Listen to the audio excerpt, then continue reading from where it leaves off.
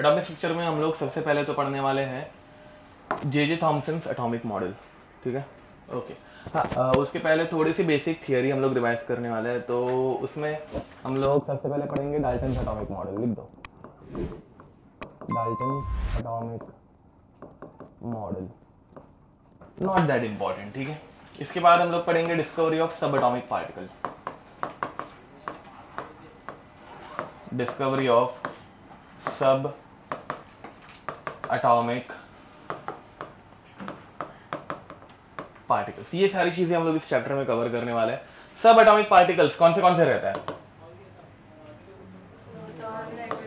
Electron, proton and neutron, बराबर। तो ये हम लोग कवर करेंगे।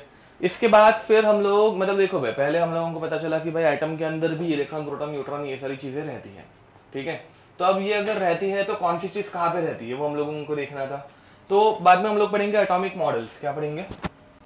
Atomic model. सबसे पहले एटॉमिक मॉडल मतलब एटम कैसे दिखता है ये किसने बताया था? तो एक साइंटिस्ट है जिनका नाम था जे थॉमसन, ठीक है। तो इनका एटॉमिक मॉडल, जे थॉमसन्स एटॉमिक मॉडल। फिर बाद में पता चला कि इनका मॉडल जो है वो थोड़ा गलत है।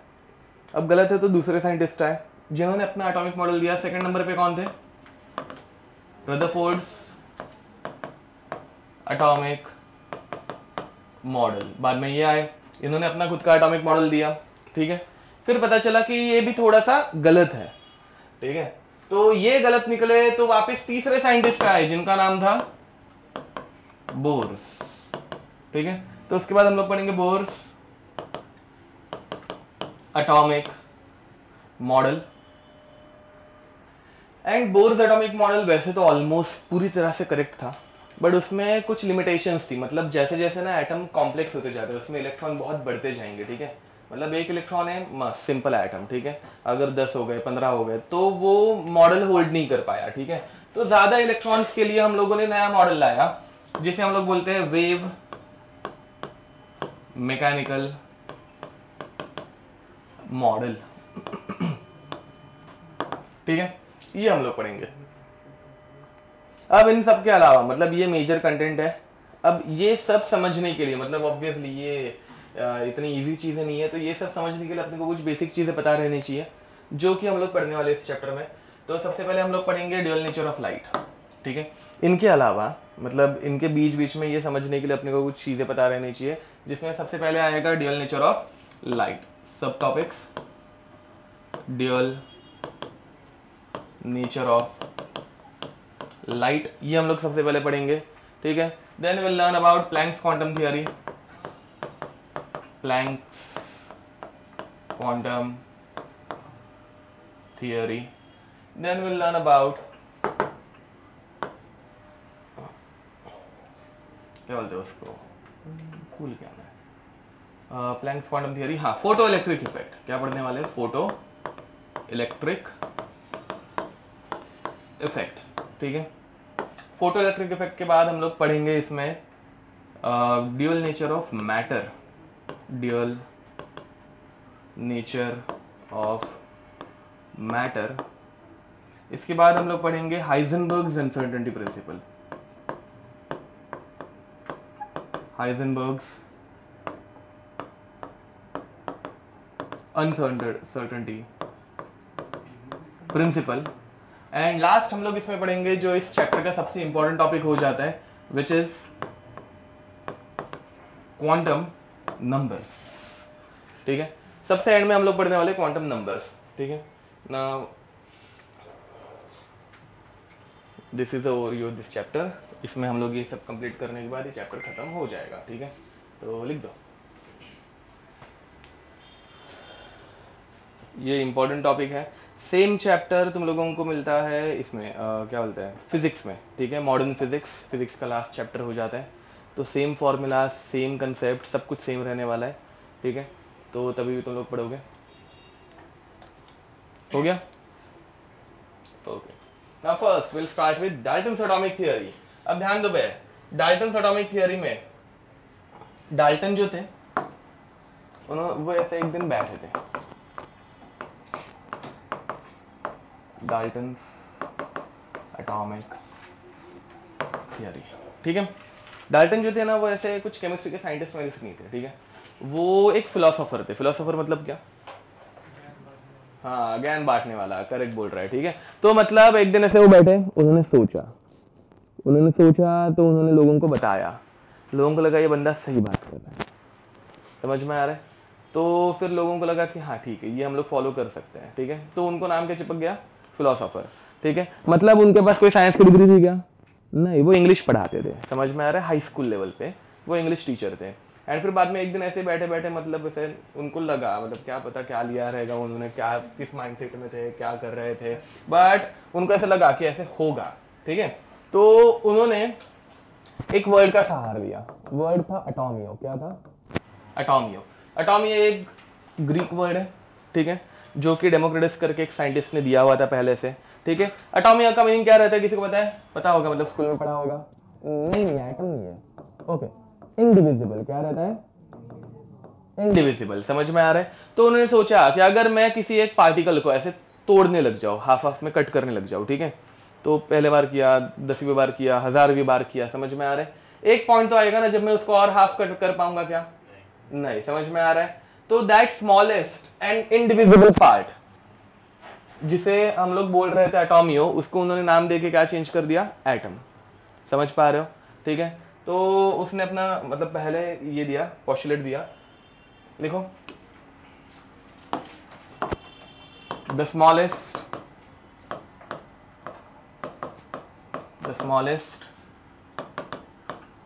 indivisible and indestructible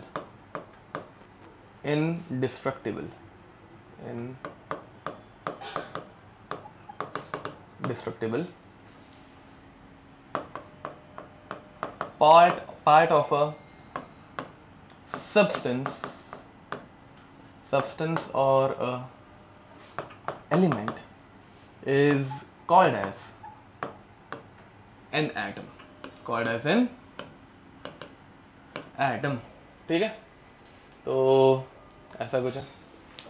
अब पॉइंट नंबर 2, इसके बाद, हाँ, एटॉमिक ये वर्ड किसने दिया था? मैंने बताया था, डेमोक्रिटस, ठीक है।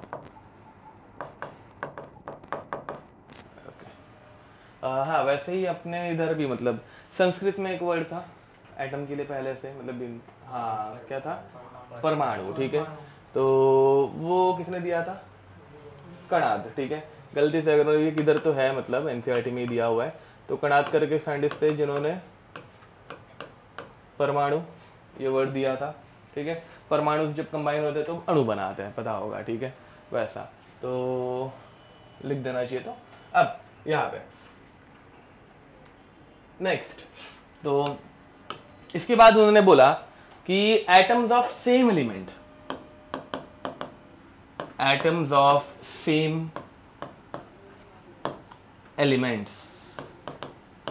have same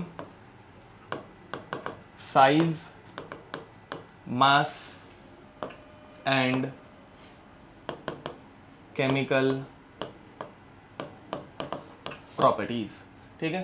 लेट अस से मेरे पास है ना कुछ कार्बन के एटम्स है, ठीक है, कार्बन के अपने ऐसे काले एटम्स, और ये ऐसे अरेंज्ड है,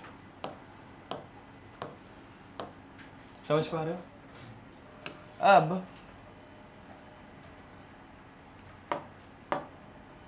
ये कार्बन के आइटम्स जैसे एक के नीचे एक मस्त अलाइंड है, दिख रहा है? तुम लोगों को इतना आइटम्स बनाने की जरूरत नहीं है, मैं पेस्ट कर पा रहा हूँ इसलिए बना रहा हूँ, तुम लोग 2 लाइन बनाओगे तो भी चल जाएगा। ओके, अब ये सारे आइटम्स की साइज सेम, सारे आइटम्स का मास सेम, कितना था एक कार्बन का मास? 12, याद है ना, ठीक है। तो एंड सिमिलरली केमिकल प्रॉपर्टीज भी सेम, मतलब हर एटम ऑक्सीजन के साथ कंबाइन होकर क्या बनाएगा? CO2, बराबर ना, C+O2 CO2, ठीक है। बट उसी बदले अगर मैं Fe का एटम ले लूँ, Fe ये कार्बन जितना ही रहेगा, कार्बन से बड़ा रहेगा, कार्बन से छोटा रहेगा, कैसा रहेगा ना? कार्बन से बड़ा रहता है क्योंकि कार्बन का एटॉमिक नंबर कितना है बे? एटॉमिक नंबर 6, Fe का रहता है 26, समझ में आ रहा है? तो ज्यादा इलेक्ट्रॉन्स आ गए, साइज बढ़ जाएगी, सब कुछ बढ़ जाएगा। तो कार्बन के बदले अगर मैं Fe का एग्जाम्पल ले रहा हूँ, तो Fe एटम्स जो है वो थोड़े से कंपैरेटिवली बड़े रहते हैं, ठीक है। एंड इन दोनों में पॉइंट ऑफ डिफरेंस हम लोगों को डायरेक्टली समझ में आ रही होगा, ठीक है। तो उनका सेकंड पोस्टुलेट समझ में आ रहा है, मतलब पॉइंट उन्होंने क्या बताया था, ये भी बना लेना, ओके। एंड दूसरी बात, इनको हम लोग जब कट करना स्टार्ट करेंगे, यहाँ पे कहाँ पे आके रुकेंगे बे, मतलब देखो बे ऐसे हाफ में कट कर दिया और हाफ कर दिया और हाफ कर दिया और हाफ किया और हाफ किया, इसके बाद इसको और हाफ कर पाऊंगा क्या, नहीं, समझ में आ रहा है। So this smallest part is called as atom, ठीक है। ये 2 पॉइंट में कोई दिक्कत, ओके। अगेन इसके ऊपर कुछ क्वेश्चन नहीं आता इस चैप्टर में, main part Dalton's atomic theory जो है उसके बाद ही स्टार्ट होने वाला है, ठीक है। सब डिस्कवरी ऑफ सब एटॉमिक पार्टिकल्स, फिर बाद में एटॉमिक मॉडल्स, वो सब, ठीक है, लिख दो। Second point,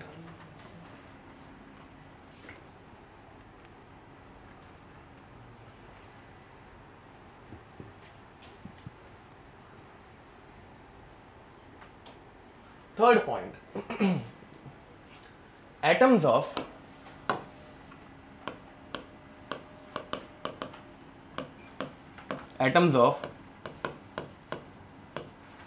different elements combines in a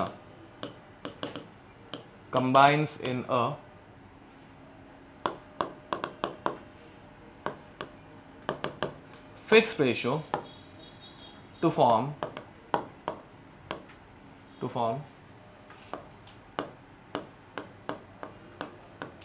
compounds. Atoms of different elements combines in a fixed ratio to form compounds, ठीक है। मतलब कार्बन एंड O2 ये 2 रेशो में कंबाइन हो सकते हैं टू फॉर्म, कार्बन और ऑक्सीजन ये दोनों कंबाइन होकर कौन से 2 कंपाउंड बनाते हैं, ओके, कार्बन डाइऑक्साइड CO2 और दूसरा कार्बन मोनोऑक्साइड CO, बराबर है। अब यहाँ पे एटम्स का रेशो क्या है, 1:2, यहाँ पे 1:1। इनका मास रेशो पूछा तो क्या बताओगे बे, मास रेशो, चलो देख लेते हैं। अब यहाँ पे CO2 में मास रेशो, एक कार्बन का मास 12, एक ऑक्सीजन का मास, तो 12:16 कितना हो जाएगा, 3:, समझ में आ रहा है। मास रेशो पूछा तो ऐसे करना है, ये हम लोगों ने किया भी रहेगा कभी ना कभी, ठीक है। मास रेशो सबको समझ में आता है ना, atomic ratio, sorry atomic mass का रेशो, ठीक है, ओके, लिख दो, बुरा नहीं था, ओके। एंड हाँ, स्कोर मेंटेन रखना है, जिन लोगों का जितना भी स्कोर आ रहा है, जिन लोगों का 100 के नीचे है या फिर 100 के ऊपर है, जो भी है एटलीस्ट उतना या फिर उसके ऊपर लेके जाना। धीरे धीरे अगर नीचे आया ना स्कोर तो वो वापस ऊपर नहीं बढ़ता, ठीक है। फिर बाद में तुम लोग ऐसे खुद को ऐसे सिर्फ समझाते हो कि अरे हाँ ठीक है, अभी 4 चैप्टर हो गए, अभी अगले चैप्टर से पढ़ना स्टार्ट करूंगा, अगले चैप्टर से पढ़ना स्टार्ट करूंगा। एक पॉइंट आता है कि अब सिलेबस खत्म हो जाएगा मई में, मतलब अगले साल में नहीं, मतलब अगस्त में समझ लो। फिर बाद में मेरे पास 4 महीने रहेंगे, मैं तुझे ही नहीं, मतलब इन जनरल सबको ही बोल रहा हूँ, हाँ, तब मेरे पास 4 महीने रहेंगे एंड के। ये आते हैं ऐसे नमूने आते हैं, ठीक है। तब हम लोग बोलते हैं हाँ ठीक है बेटा पढ़ लेना, मतलब मन ही मन हम लोग ऐसे सोचते हैं कि पिछले जो मतलब 16 महीने में तू कर नहीं पाया, वो 4 महीने में कैसे ही होगा, है ना।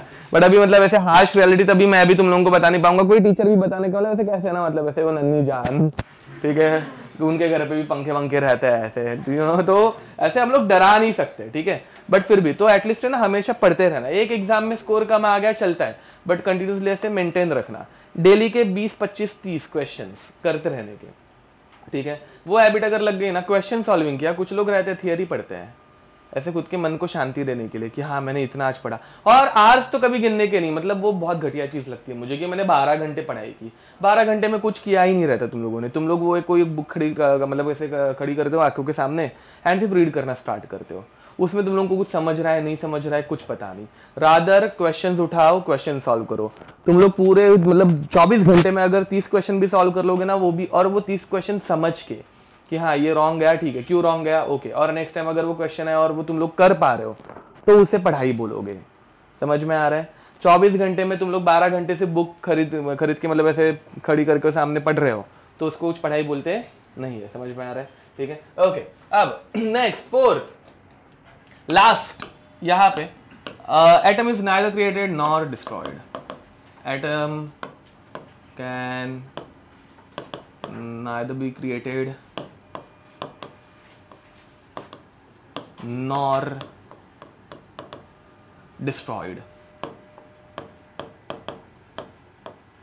ठीक है, तो ये इन्होंने इतना सब बताया। ठीक है, लोगों को एकदम मतलब मस्त लग गया कि अरे वाह क्या ही बताया। ठीक है, अब इसके नीचे एक नोट लिखेंगे, note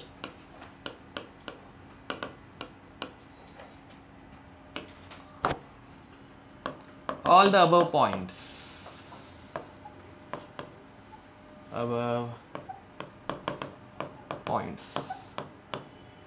have been proven wrong। ठीक है, फिर बाद में हम लोगों को पता चला इन्होंने जो भी बताया था वो सब कुछ गलत था। समझ में आ रहा है? ठीक है, अब वो गलत होने का रीजन मतलब लिमिटेशन इनके क्या क्या है। ठीक है, हम लोगों को आगे चल के मतलब देखो भाई, इन्होंने ये जब कभी बताया था मतलब 70s के एरा में बताया था। ठीक है, 70s के सेंचुरी में बताया था, तो तभी ये सब वैसे मतलब करेक्ट लग रहा था क्योंकि हम लोगों को बहुत सारी चीजें पता नहीं थी तभी। ठीक है, धीरे धीरे जाके आगे जाते हुए हम लोगों को पता चला कि ओके ऐसा भी रहता है। तो वो सारे लिमिटेशन आगे जाके हम लोगों को क्या पता चली। इनका सबसे पहला पॉइंट क्या था भाई? सबसे पहला पॉइंट क्या था? Atom is the smallest and indivisible part of the element और सब्सटेंस। समझ में आ रहा है? बट एक्चुअल में बाद में हम लोगों ने एटम को डिवाइड किया। एटम को डिवाइड करके अपने को क्या मिलता है? Electron, proton and neutron. समझ में आ रहा है? एटम के अंदर भी चीजें हैं, मतलब उसको और हम लोग डिवाइड कर सकते हैं। तो point number 1,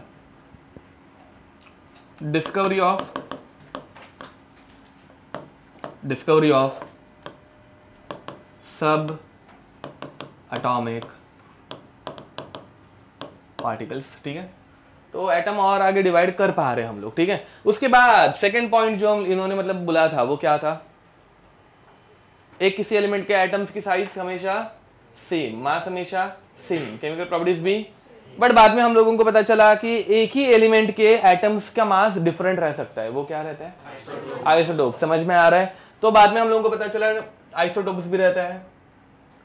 second, isotopes short में लिख रहा हूं मैं इनके बारे में अभी। तो आइसोटोप्स आर सेम एलिमेंट्स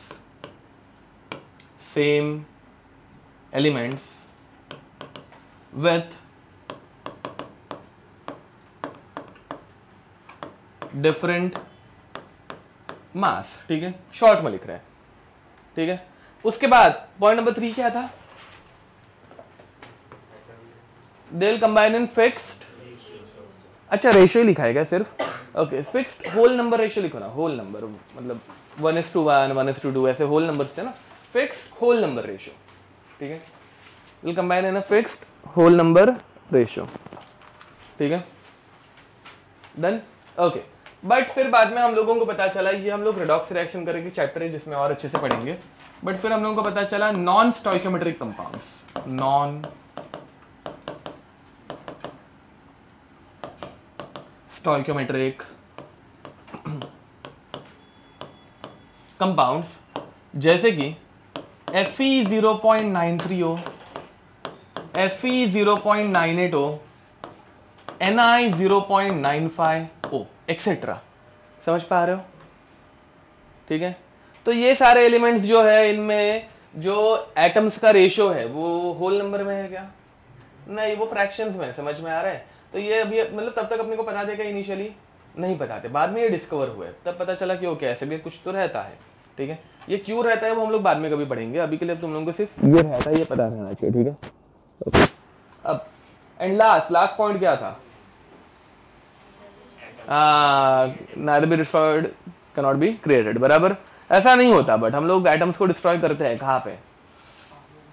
हाँ, न्यूक्लियर फिशन में। समझ में आ रहा है? ठीक है, न्यूक्लियर फिशन में हम लोग एटम्स को डिस्ट्रॉय करते हैं। एटम डिस्ट्रॉय मतलब न्यूक्लियर बॉम्ब या फिर न्यूक्लियर पावर प्लांट्स में फिशन जो होता है वो। समझ में आ रहा है? और एल्स कैनॉट बी क्रिएटेड, तो हम लोग आजकल एटम्स क्रिएट भी कर सकते हैं, पता होगा तुम लोगों को। ठीक है, वो हेड्रॉन कोलाइडर्स रहते हैं ना, गोल गोल घूमते हैं, दो एटम से टकराते हैं, फिर बाद में तीसरा एटम कोई तो नया बन भी जाता है। समझ में आ रहा है? ठीक है, तो we can create atoms and we can destroy atoms. ठीक है, तो फोर्थ, तब तक ये सब पता था क्या? नहीं। ठीक है, तो fourth is nuclear fission reaction और न्यूक्लियर फ्यूजन रिएक्शन। ये देखो फ्यूज करना तुम लोगों को समझ में आ रहा होगा ना, फ्यूज मिक्स करना, ठीक है। तो फ्यूजन में 2 आइटम मिक्स होकर कोई तीसरा आइटम बनता है, क्रिएट होता है। फिशन तोड़ देना, समझ में आ रहा है, फिशन में आइटम्स ब्रेक होता है एंड फ्यूजन में मिक्स होके नया आइटम बनता है, ठीक है, फ्यूज हो जाता है। ओके, इधर तो कोई दिक्कत, पक्का? Okay, so now will learn about discovery of सब एटॉमिक पार्टिकल्स, कि सब एटॉमिक पार्टिकल्स जो है वो कैसे डिस्कवर होना शुरू हुए, ठीक है। ओके, स्टार्ट करें, आगे बढ़े। नेक्स्ट हेडिंग लिखेंगे डिस्कवरी ऑफ सब एटॉमिक पार्टिकल्स।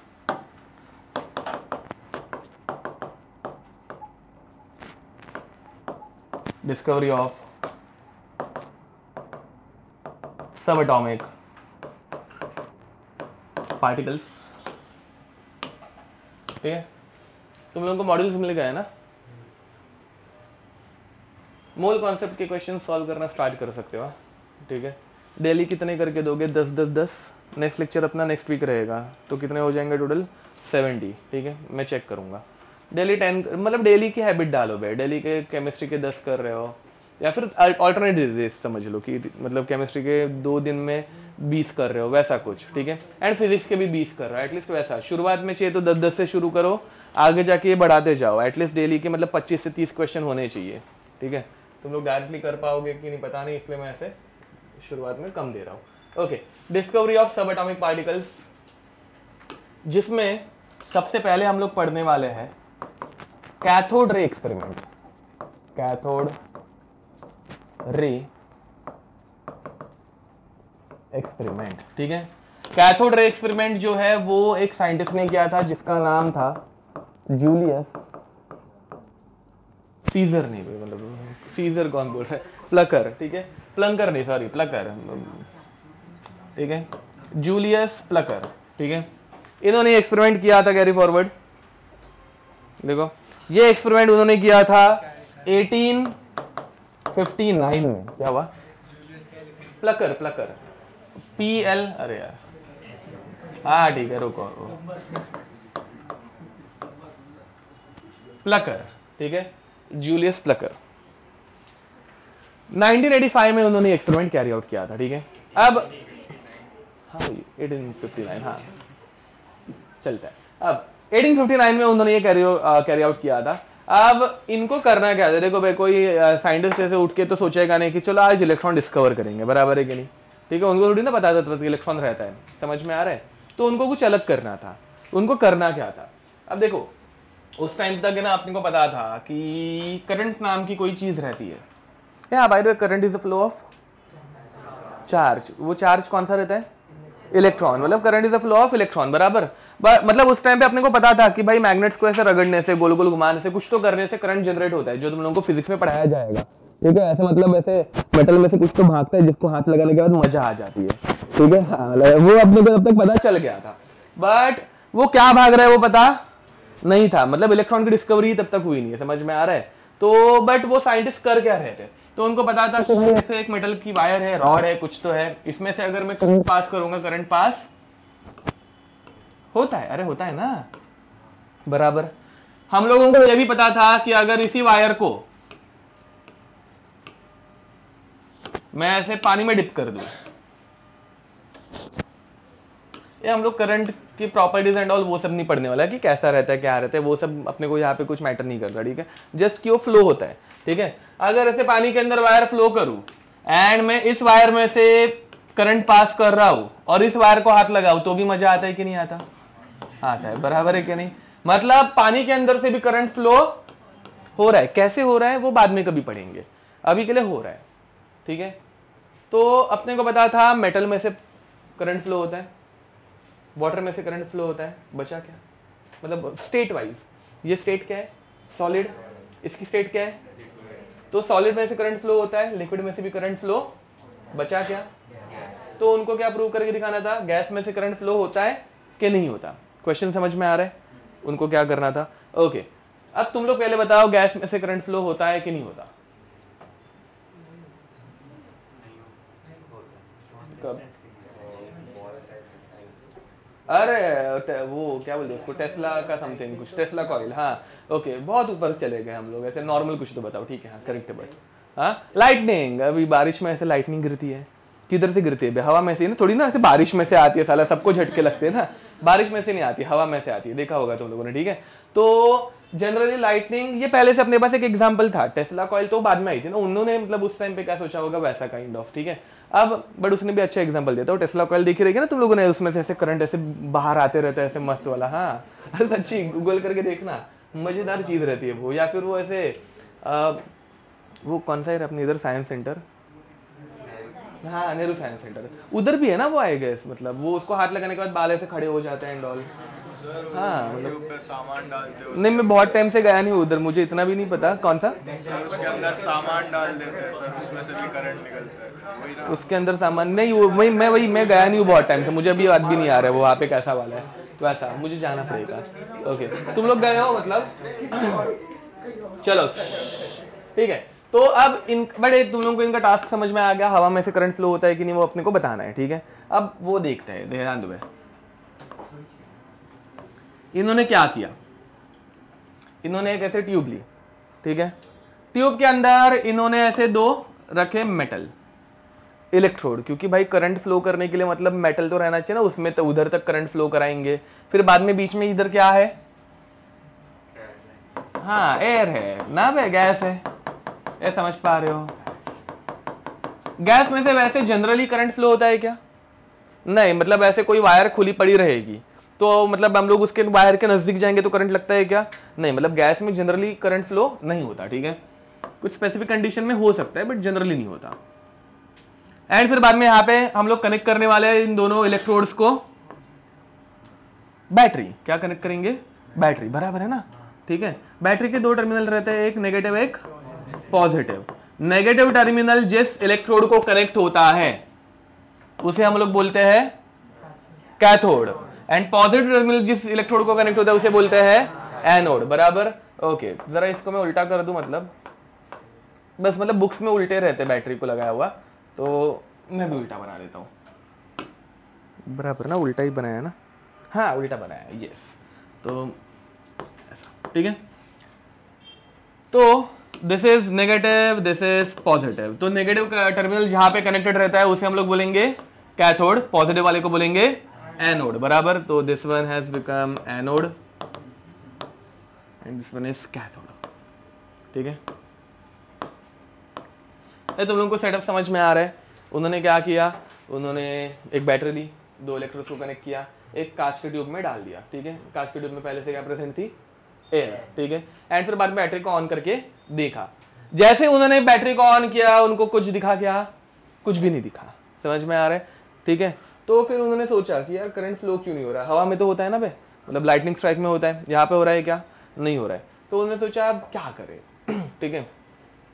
तो फिर उनको याद आया कि अरे मतलब ऐसे वायर में से जब करंट फ्लो होता है तो वायर में से करंट फ्लो होते हुए तुम लोगों को दिखता है क्या? नहीं दिखता ना, मतलब करंट जनरली कभी दिख पाता है क्या? नहीं, उसे देखने के लिए कुछ तो यूज करना पड़ेगा, समझ में आ रहा है। तो उन्होंने बोला करंट वैसे दिखता तो है नहीं, तो एक काम करता है, उन्होंने यूज किया जिंक सल्फाइड। क्या यूज किया? जिंक सल्फाइड, ठीक है। वो उन्होंने इधर मतलब पूरे ट्यूब में चिपका दिया था, बट अभी के लिए हम लोग सिर्फ कन्वीनियंस के लिए ऐसे दो जगहों पे लगा रहे हैं, चलेगा। इस ये कंपाउंड का नाम क्या है? जिंक सल्फाइड, मतलब ZnS। This compound is called as scintillating material. क्या बोलने का इसको? स्किंटिलेटिंग मटेरियल। स्किंटिलेटिंग मटेरियल का काम ये रहता है कि वो चार्ज के कांटेक्ट में आके चमकते हैं, समझ में आ रहा है। तुम लोगों ने पुराने जमाने की ट्यूबलाइट देखी थी? नहीं, येलो मतलब व्हाइट कलर, कांच की ट्यूबलाइट जैसे फूटती थी एंड ऑल, मतलब ये अभी LED लाइट है ना, ये वाली फूटती नहीं है, प्लास्टिक की बनी हुई है, कांच की बनी हुई वो ट्यूबलाइट। नहीं ऐसे कैसे भाई, इतने भी मतलब तुम ये नहीं जेनजी नहीं हो सालो कुछ भी, हाँ ना। अरे वो कांच की ट्यूबलाइट नहीं देखी है तो तेरे घर पे क्या मतलब डायरेक्ट CFL के बल्ब लगे है? अरे वो कांच की पुराने जमाने की, जिसमें ऐसे ना देखा होगा ना बे, प्लीज ऐसे क्या कर रहे? हाँ ना, बराबर, यस वही मुझे चाहिए, करेक्ट बोला तूने। तो वो ट्यूबलाइट कभी तुम्हारे हाथ से फूटी है या फिर तुम्हारे घर पे फूटी है? बहुत बार ना। तो उसमें से क्या नहीं बोल रहे हो यार, कैसे ट्यूबलाइट नहीं देखी यार तुम लोगों ने? पढ़ाना मुश्किल होने वाला है कुछ सालों के बाद। तो अरे तुम लोगों ने वो इंडियाज गॉट टैलेंट भी नहीं देखा है क्या भाई, जिसमें ऐसे बॉडी पे ऐसे बार बार कांच के ट्यूबलाइट फोड़ते हैं?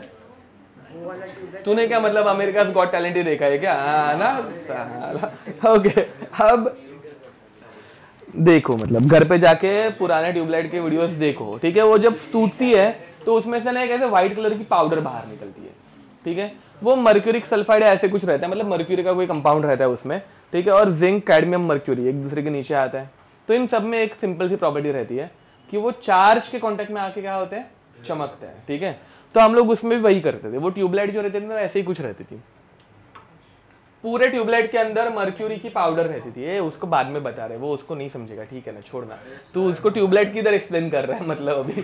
हाँ ना, मतलब हाँ, अगर ये पाउडर को स्मेल करेंगे तो मरेंगे क्या? नहीं मरेंगे, नहीं मरेंगे, ठीक है। हाँ तू, और हाँ वही तो ना मतलब ये किधर पहुंचते तेरे तुम्हारे दिमाग यार। हाँ तो देखो, वो ट्यूबलाइट ऐसे ही रहती थी, उसके अंदर सिर्फ हर जगह पे क्या रहती थी, मर्क्यूरी की कोटिंग, ठीक है। एंड फिर बाद में हम लोग जब उसमें बहुत ज़्यादा करंट थ्रो करते हैं, ठीक है, तो वो करंट मर्क्यूरी के कांटेक्ट में आएगा, फिर बाद में वो मर्क्यूरी ग्लो करती है एंड फिर उजाला होता था। समझ में आ रहा है उसका वर्किंग कैसे रहता था, ठीक है। वैसे ही मतलब यहाँ वहाँ पे करंट फ्लो, देखो बे, स्विच ऑन किया, अगर करंट फ्लो हो रहा है तो मतलब लाइट दिखती है, और अगर करंट फ्लो नहीं होता है तो लाइट दिखती है क्या? नहीं ना। मतलब वो तुम लोगों को इतना तो कॉमन सेंस आएगा, मतलब अभी इधर करंट फ्लो हो रहा है कि नहीं हो रहा है, इसके अंदर हो रहा है क्योंकि लाइट जल रही है। अगर स्विच बंद कर दूंगा तो करंट फ्लो हो रहा है क्या? नहीं हो रहा है। समझ में आ रहा है? तो वैसे ही ये स्किंटिलेटिंग मटेरियल काम करता है। अगर करंट फ्लो हो रहा है तो ये चमकेगा, अगर नहीं हो रहा है तो ये चमकता। अभी तक का समझ में आ रहा है मैं क्या बोल रहा हूँ पक्का? अब तो इन्होंने ये लगाया, बैटरी ऑन की और करंट फ्लो हुआ कि नहीं हुआ? फिर भी नहीं हुआ। समझ में आ रहा है? हाँ मतलब ऐसे थोड़ी ना कि फटाक से हो जाएगा। तो फिर उन्होंने सोचा अभी क्या मिसिंग है, क्या लगता है भाई क्या मिसिंग है? देखो भाई, जब लाइटनिंग स्ट्राइक होती है, ठीक है, उसका मतलब वोल्टेज जो रहता है वो कितना रहता है भाई? 10 वोल्ट, 15 वोल्ट, 20 वोल्ट, 110, 120, कितना रहता है? बहुत ज़्यादा रहता है ना भाई। अपने घर के वोल्टेज पे वो जलती है क्या? मतलब लाइटनिंग स्ट्राइक होती है क्या? नहीं होती, ठीक है। मतलब तुम लोगों को अगर घर का झटका लग जाए, मतलब इधर करंट लग गया, तो बचने के चांसेस ज़्यादा रहते हैं ना। बचते क्या मतलब मरता ही नहीं है कोई। घर के करंट पे कोई मरता है क्या? नहीं मरता, ठीक है। बाहर वो जो मतलब वो रहता है ना, इलेक्ट्रिक पोल्स एंड ऑल, उधर चिपक गए तो चिपक के रह जाते हो, तो उसमें हाँ वैसा, ठीक है। बट लाइटनिंग स्ट्राइक में तुम लोगों के बचने के चांसेस कितने रहते हैं बे?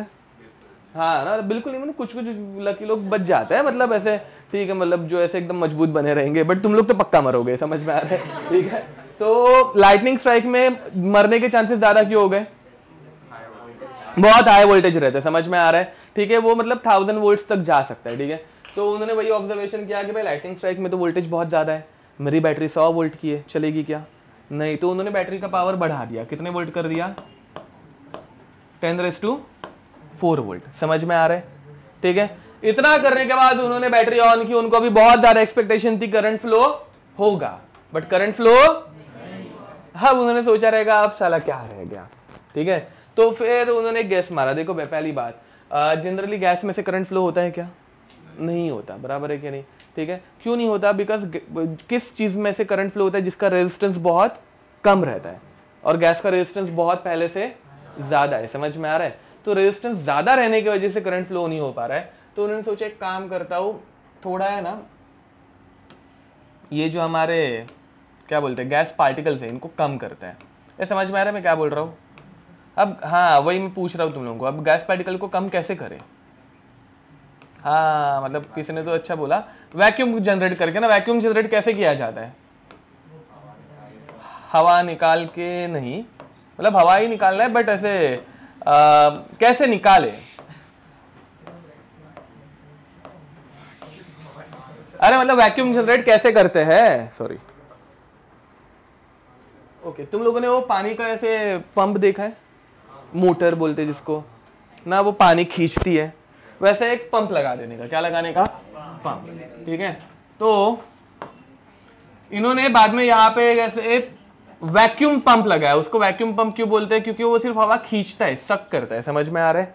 ठीक है। तो धीरे धीरे ऐसे हवा बाहर निकलेगी। तो वो करने के लिए उन्होंने क्या इस्तेमाल किया? वैक्यूम पंप, ठीक है। एंड फिर एक एक करके इन्होंने सारी हवा, मतलब सारी नहीं, मतलब बहुत ज्यादा हवा निकाल दी। नॉर्मल प्रेशर कितना रहता है? 1 एटमॉस्फेयर। तो इन्होंने यहाँ पे प्रेशर जनरेट किया वैक्यूम पंप का यूज करके 10⁻⁻⁴ एटमॉस्फेयर। मतलब ये गैस गायब हो गई है क्या? नहीं। समझ में आ रहा है? अभी भी गैस पार्टिकल्स हैं बट वो अभी बहुत कम है, ठीक है। ओके, इतना सब करने के बाद फिर बाद में उन्होंने वापस बैटरी ऑन की एंड अभी करंट फ्लो हुआ। समझ में आ रहा है, ठीक है। एंड करंट फ्लो हुआ, वो उनको कैसे पता चला, तो उनको इधर पे समझ में आ रहा है, इस साइड पे ग्लो दिखा, समझा। अगेन ये ऐसे दो जगहों पे लगाई हुई है, इधर पे और इधर पे, ठीक है।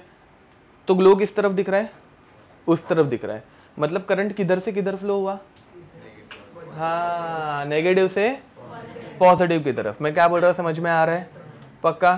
तो ये इधर से ऐसे कुछ तो बाहर निकला, बट ये इधर से बाहर निकलते हुए इनको दिखा क्या, नहीं, उधर सिर्फ चमक रहा है क्योंकि उधर लगाया है ना, तो बीच में कुछ दिखा क्या, बीच में देखने के लिए पूरे ट्यूब में वो जिंक सल्फाइड कोट करना पड़ेगा तो पूरा ट्यूब चमकेगा, समझ में आ रहा है। बट अगर पूरे ट्यूब में वो कोट नहीं किया है तो बीच वाला पार्ट कुछ दिखता है क्या, नहीं, सिर्फ कहाँ पे दिखेगा, ऐसे जिधर कोट किया उधर, ठीक है। तो कैथोड रेज पहले बात, मतलब नेकेड आइज को विजिबल है कि इनविजिबल है, इनविजिबल है, समझ में आ रहा है। वो सिर्फ स्किंटिलेटिंग मटेरियल के कांटेक्ट में आके चमकती है। एंड हाँ, इनको कैथोड रेज बोलने का रीजन, ये कहाँ से ओरिजिनेट हो रहा है, कैथोड से ओरिजिनेट हो रहा है, समझ में आ रहा है। ये अपने को कैसे पता चला, बिकॉज एनोड के पीछे स्किंटिलेशन दिख रहा है। मैंने क्या बताया, समझा। इस एक्सपेरिमेंट में कोई दिक्कत, पक्का, ओके लिख दो, चलो मतलब लिख दो, डायग्राम बना दो। हाँ ये देखो, ये ट्यूब दिख रही है, okay, cathode anode let us से, और ये पूरे ट्यूब में वो स्किंटिलेटिंग मटेरियल है, मतलब इधर का और इधर का डिफरेंस दिख रहा है, ठीक है। तो पूरे ट्यूब में वो जिंक सल्फाइड की या फिर मर्क्यूरिक सल्फाइड की कोटिंग की हुई है, ठीक है, ओके। तो वो भी एक्सप्लेन कर रहा है कुछ तो, ठीक है। हाँ अब ये चालू हुआ, देखा ये कहाँ से कहाँ जा रहा है, समझ में आ रहा है क्या, देखो वापस एक बार, देखो ऐसे, हाँ देखो, देखा वो इस तरफ गया। या फिर तुम लोगों ने तुम्हारे घर की अगर पुरानी ट्यूबलाइट भी देखी रहेगी ना, वो जैसे जैसे पुराने होते जाती है ना, तो धीरे धीरे ना ऐसे मतलब ऐसे बुक बुक करते ऐसे ऐसे, समझ में आ रहा, चालू होते वक्त ना ऐसे वो लिटरली ऐसे करती थी, इधर से इधर ऐसे जाती थी। देखा था कभी तुम लोगों ने, नहीं देखा था तो ठीक है, तुम लोग ऐसे नए जमाने के हो, क्या ही कर सकते हैं, ओके। तो ये समझ में आया, बट ठीक है, बस ये इतना ही रहता है, कैथोड रे खत्म, ठीक है। अब हाँ, तो इन रेस को हमारे जूलियस प्लकर ने नाम दिया था कैथोड रेस। क्यों कैथोड रेस बोला था, बिकॉज वो कैथोड से निकल रही थी, समझा, कैथोड रेस। चलो अब हम लोग पढ़ने वाले properties of cathode rays.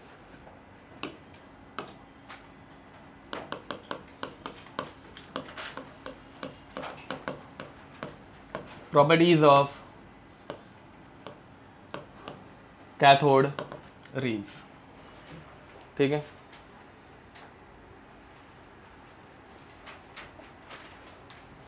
Point number 1,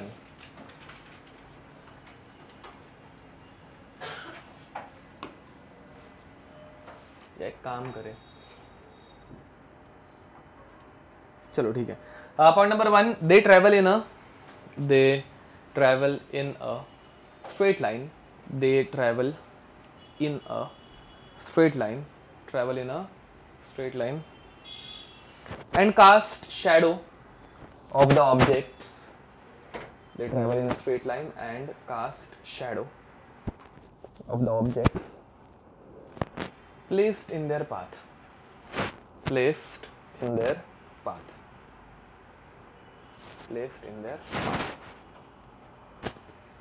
ठीक है। तो लाइट है, अगर उसके बीच में कोई ऑब्जेक्ट आएगा तो उसकी शैडो दिखेगी, ठीक है। स्टेटमेंट समझ में आ रहा है। Point number 2, they provide mechanical effect,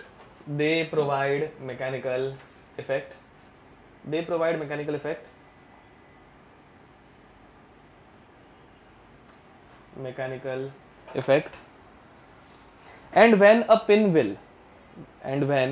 a pin मतलब PIN, pin wheel is placed in their path, and when a pinwheel is placed in their path, it starts rotating, it starts rotating. It starts rotating. ये दिख रहा है pin wheel, एक pin है उसके ऊपर एक व्हील है, समझ में आ रहा है? तुम लोगों ने वो जू बीच पे देखा रहेगा ना बे, एक ऐसे डंडी रहती है जिसके ऊपर ऐसा एक व्हील रहता है, वैसा वाला पिन व्हील, ठीक है? हाँ, उसको ही पिन व्हील बोलते हैं। तो इसको अगर इधर से कैथोड रेज पास करेंगे, समझ में आ रहा है? इधर 2 इलेक्ट्रोड्स लगाए हुए हैं, इधर से करंट पास होगा, ब्लैक रेड, ठीक है? ओके, तो यहाँ पे हम लोग जब करंट पास कर रहे हैं, हो गया चालू? हाँ, दिखा? तो गोल घुमा, ठीक है? इससे अपने को पता क्या चलता है, मतलब ये हवा से गोल घूमते हैं ये तो पता है, कैथोड रेज से भी गोल घूम रहा है, मतलब इससे हम लोगों का कंक्लूजन क्या रहना चाहिए? उनके अंदर कुछ मास है।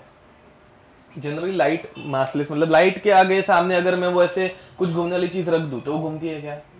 नहीं, समझ में आ रहा है? लाइट से वो कभी घूमने नहीं वाला है, बट कैथोड रेज से घूम रहा है, मतलब लाइट एक मासलेस ऑब्जेक्ट हो गया, बट कैथोड रेज के अंदर खुद का कुछ मास है, समझ में आ रहा है? Okay, point number 3, when placed in magnetic field, when placed in magnetic field or electrical field, magnetic field or electric field, it gets deviated, it gets deviated, full stop, it gets deviated, full stop, continue करना उसमें ही। In electrical field, in electrical field, in electrical field, they move towards positive electrode, they move towards positive electrode, they move towards positive electrode, and hence they possess, जो positive की तरफ जाता है उसका charge क्या रहता है?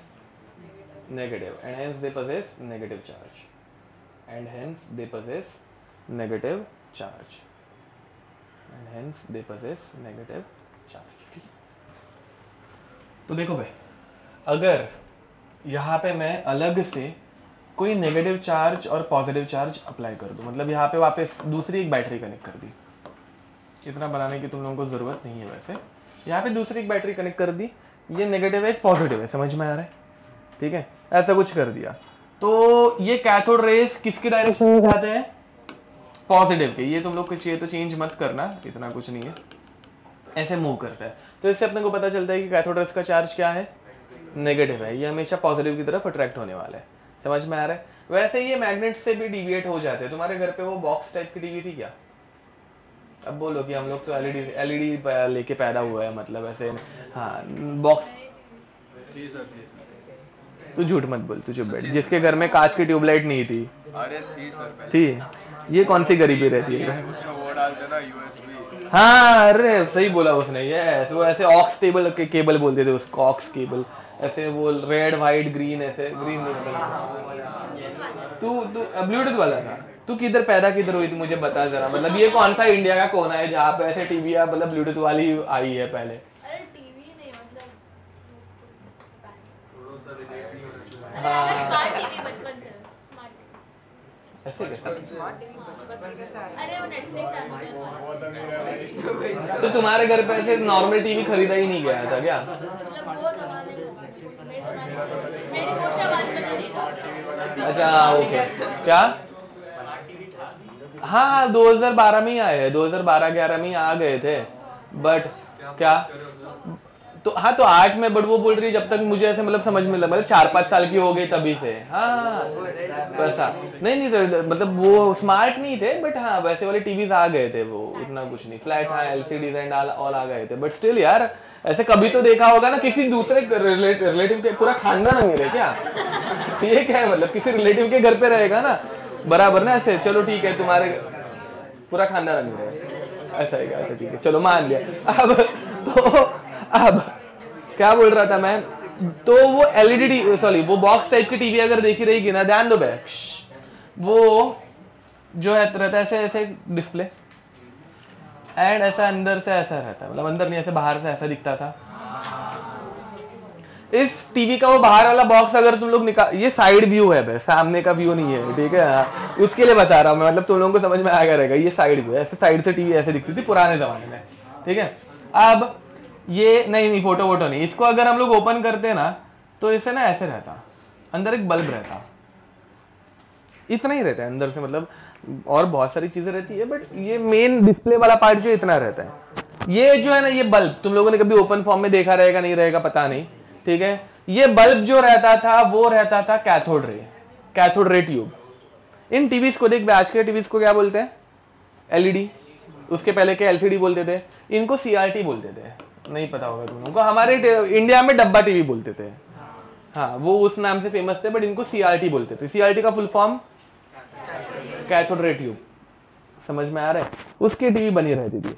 अब तुम लोगों को पता ही नहीं, तुम लोग रिलेट कितना कर पाओगे पता नहीं, बट है ना ऐसा ना, फिर बाद में ना हर इंसान का ना ऐसे हरामखोर दोस्त रहता था जो बोलता था आज तेरे घर पे ना टीवी है ना, उसके सामने मैग्नेट लेके जा, मजा आती है। तुम लोगों को ऐसे किसी ने बोला नहीं होगा, मतलब तुम लोगों ने तो टीवी देखी नहीं, ऐसे बोल रहे हो तो, बट इस टीवी के ना सामने अगर मैग्नेट लेके जाते, ये इसमें से क्या बाहर निकल रही है? Cathode rays. कैथोड रेज है ना, ये सामने की तरफ जो स्किंटलिंग मटेरियल रहता है ना उसके साथ इंटरेक्ट करके एंड करंट डेंसिटी चेंज करके बहुत सारी चीजें रहती थी, ऑब्वियसली कलर्स प्रोड्यूस करते थे। अभी हम लोगों ने एक ही कलर देखा, दो देखे एक्चुअली, ग्रीन देखा, एक व्हाइट देखा, व्हाइट भी दिख रहा था, समझे? तो वैसे अलग अलग कलर्स अलग अलग मटेरियल के साथ अलग अलग करंट्स के ऊपर जनरेट हो सकता है, तो वैसे करके वो टीवी काम करती थी, ठीक है। बाकी अपने को ज़्यादा कुछ नहीं पढ़ना है, बट अभी हम लोगों ने देखा कि मैग्नेट अगर सामने लेके जाएंगे तो रेस क्या होती है? डिविएट हो जाती है ना। तो ऐसे मैग्नेट अगर सामने लेके जाते थे ना पूरी टीवी खराब हो जाती, खराब मतलब ऐसे थोड़े टाइम के लिए खराब होती थी, बाद में उसको नॉर्मल होने में टाइम लगता था। अब तुम लोगों को पता नहीं है तो तुम लोग इतना कोरिलेट नहीं कर पाओगे, नेक्स्ट ईयर से एग्जाम्पल ही बंद करूंगा मैं, बट क्या भाई ये क्या फालतू गिरी है। अब सीआरटी नहीं तुम लोगों को पता। अब बट देखो ये इधर किधर तो है, मैग्नेट लेके जाएंगे और रुको, हाँ देखो भाई ऐसा, ये तुम्हारी टीवी चालू है मस्त, तुम्हारे दोस्त ने बोला मैग्नेट लेके जा मजा आएगी, और फिर तुम्हारे टीवी में सारे कलर ऐसे आड़े टेढ़े हो जाते थे। वापस शुरू कर रहा है ये, इसको ऐसे होल्ड करूंगा तो आगे बढ़ेगा क्या? नहीं बढ़ रहा है, नहीं ठीक है रहने दो, चलो देखा ये ऐसे, तो ये से चेंज हो जाती है डायरेक्शन, ये मैग्नेट लेके जा रहा है, ठीक है। और कुछ नहीं, ऐसे बड़ी बात नहीं है। तुम लोग ये कोई चार्ज पार्टिकल लेके जाओगे, मतलब करंट छोड़ोगे तो भी ऐसे ही होता है, ठीक है। ओके ये क्या कर रहे हैं, कुछ तो कर रहे थे, छोड़ो। ओके तो इधर तो कोई दिक्कत? नेक्स्ट अब आगे बढ़ते हैं, point number 4, cathode ray produces fluorescence. Cathode rays produces fluorescence, दिख रहा होगा फ्लोरोसेंस, ठीक है, लाइट जनरेट करते हैं। Cathode rays produces fluorescence. Point number 5, they can pass through thin sheets of metal. They can pass through thin sheets of metal like aluminium, ठीक है। तो देखो भाई ऐसे अगर मैं मोटा इलेक्ट्रोड यूज करता ना वहां पे, तो कैथोड रेज पास नहीं होती। तुम लोगों को मतलब अगर किसी को डाउट आया होगा कि ये तो आर पार जा रहे हैं ना वे मेटल के, दिख रहा है, तो आर पार जाके कैसे स्किंटिलेशन दिखता है, तो अगर बहुत थिन मेटल फ्रेम यूज करोगे तो ही वो आर पार जा सकता है। ऐसे थिक इलेक्ट्रोड में वो जा पाएंगे क्या? नहीं। रादर अगर मैं एकदम थिन इलेक्ट्रोड यूज कर रहा हूँ, ठीक है, तो इसके आर पार वो रेस जा पाती है, ठीक है। ये तुम लोगों को बनाना है, ऐसे कंपलसरी नहीं है, नहीं बनाओगे तो भी चलेगा, सिर्फ याद रखना ये पॉइंट्स स्टेटमेंट वाले क्वेश्चन में पूछे जा सकते हैं। तो थिन इसमें से वो पास हो सकते हैं, बट थिक शीट्स में से वो पास नहीं हो पाते, यहाँ पे आके आगे नहीं जा पाएंगे, ठीक है। And point number 6, they affect photographic plate. They affect photographic plate. They affect photographic plate, ठीक है। फोटोग्राफिक प्लेट देखिए कभी तुम लोगों ने, मतलब वो अबे क्या देखा है तुम लोगों ने यार। अब ये क्या बोलते हैं उसको, नेगेटिव बोलते हैं ना कैमरे का, देखा है ना। अब ये मत बोलना कि मॉम डैड के शादी में हम लोग ने डिजिटल कैमरा यूज किया था यार। क्या एल्बम के फोटोज तो नेगेटिव रोल रहता है ना, ऐसे ब्राउन कलर का, जो ऐसे ऐसे लाइट में देख के ऐसे छोटे से इमेज दिखती है, हाँ वैसा याद आया, हाँ देखा है ना, सबने देखा है। ये चैप्टर बाद में मैं कैसे पढ़ाने वाला हूँ क्या पता, अभी एक एक मेरे घर से उठा के लाऊंगा चीजें कि ये देखो ये था वो। अब तो सुनो बे, वो जो है उसमें होता क्या है, फोटोग्राफी प्लेट जो रहती है ना, उसका प्रिंसिपल बहुत सिंपल रहता था। वो नॉर्मल अपना एक फिल्म रहती थी जिसके ऊपर सिल्वर ब्रोमाइड जैसे कंपाउंड है वो कोट रहता था। उसके ऊपर जब लाइट गिरती है ना, तो वो लाइट के साथ रिएक्ट होके वो इमेज कैप्चर करता था। समझ में आ रहा है? ठीक है। अब लाइट गिर के मतलब वो किसी भी चीज के ऊपर, मतलब कोई भी तरीके की लाइट उसके ऊपर आने दो, वो अफेक्ट हो जाती थी। मतलब उसका कलर एक्चुअली है ना, मतलब ऐसे जनरली वो ट्रांसपेरेंट काइंड ऑफ रहती है। ठीक है। एंड उसके ऊपर लाइट गिरने के बाद फिर उसके अंदर वो लाइट कैप्चर हो जाती है उतने टाइम की जितनी गिरती है। ठीक है। वैसे या फिर तुम लोगों ने कभी एक्सरे अगर निकाला हो, एक्सरे की शीट का कलर क्या रहता है बे? वो ट्रांसपेरेंट रहता है। ठीक है। अब फिर तुम लोग इस तरह से बीच में हाथ रखते हो, इधर से एक्सरेज जाते हैं, तो एक्सरेज जिधर टच होते हैं ना वो ब्लैक हो जाता है। जिधर तुम्हारे हाथ की हड्डी है वो ट्रांसपेरेंट ही रहता है ना, तो ओरिजिनली वो ट्रांसपेरेंट ही थी। वो एक्सरेज के कांटेक्ट में आके फिर बाद में उसका कलर ब्लैक हो जाता है। मैं क्या बोल रहा हूँ समझ में आ रहा है? कुछ कोरिलेट कर पा रहे हो? तो वैसे ही अफेक्ट्स फोटोग्राफिक प्लेट, ये भी मतलब क्या बोलते हैं इनको, कैथोड रेज भी अगर मैं फोटोग्राफिक प्लेट के ऊपर डाल दूंगा तो उनका भी कलर चेंज हो जाएगा, ट्रांसपेरेंट से उनका कुछ कलर डेवलप हो जाएगा। समझ में आ रहा है? And last point, properties. Last 7 इनकी जनरल कुछ प्रॉपर्टीज ऑफ इलेक्ट्रॉन है। कैथोड रेज मतलब इलेक्ट्रॉन है, हाँ, बट ये अपने को जूलियस प्लकर ने नहीं बताया है। ठीक है। इसका एक्सप्लेनेशन अभी थोड़ी देर के बाद मैं बताऊंगा। तो प्रॉपर्टीज ऑफ इलेक्ट्रॉन, ठीक है, अभी हम लोग डायरेक्ट कैथोड रेज को ही इलेक्ट्रॉन बोल रहे हैं। ठीक है। Electron is nothing but cathode ray. ठीक है। ध्यान दो। तो पॉइंट नंबर 1 हम लोगों ने निकाला चार्ज ऑफ कैथोड रे। ठीक है। तो चार्ज हम लोगों को पता चला, चार्ज ऑफ कैथोड रे रहता है 1.6 इंटू 10⁻⁻19 कूलम, जो मैंने मेरे ख्याल से फर्स्ट चैप्टर में भी लिखा के दिया था। ठीक है। फिर बाद में हम लोगों ने कैथोड रे का मास निकाला एंड हम लोगों को पता चला मास ऑफ कैथोड रे मतलब इलेक्ट्रॉन इज 9.1 इंटू 10⁻31 kg। ठीक है। बट ये सब पहचानने के लिए हम लोगों ने एक एक्सपेरिमेंट क्रिएट किया था, जिस एक्सपेरिमेंट का नाम था oil drop experiment. Oil drop experiment बहुत मस्त एक्सपेरिमेंट था। इस एक्सपेरिमेंट से हम लोगों को पता चला था charge to mass ratio, charge to mass ratio. ठीक है। चार्ज टू मास रेशो अभी तुम लोग निकालोगे तो क्या होगा, Q E टू Me। ठीक है। कर लो बे। इसके ऊपर क्वेश्चन भी आया हुआ है बहुत पहले। क्वेश्चन क्या था मैं बाद में बताता हूँ, बढ़िया पहले कर लो। अरे अप्रॉक्सिमेटली 9 से डिवाइड कर लो। 9 से इसको डिवाइड करेंगे तो आंसर क्या आ रहा है देखो, 1.6 इंटू 10⁻⁻19 अपॉन 9.1 इंटू 10⁻31। ऊपर यूनिट क्या है, कूलम, नीचे यूनिट क्या है, केजी। ठीक है। तो 10⁻31 ऊपर जाएगा तो क्या बनेगा, +31, तो -19 +31 +12 बराबर, तो ऊपर +12 हो गया। एंड 9 से हम लोग 1.6 को डिवाइड कर रहे हैं तो पहले आएगा 0 पॉइंट, तो ये 16 हो गया, तो 9 1 जा 7, तो 177 ऐसे कुछ आ रहा है। ओके। इनटू 10⁻12 समझ में आ रहा है। तो इसका आंसर रहता है 1.77 इंटू 10⁻11 कूलम पर केजी। इसका फिजिकल सिग्निफिकेंस कोई बता पाएगा, मतलब फिजिकल मतलब इसको, इसका मीनिंग?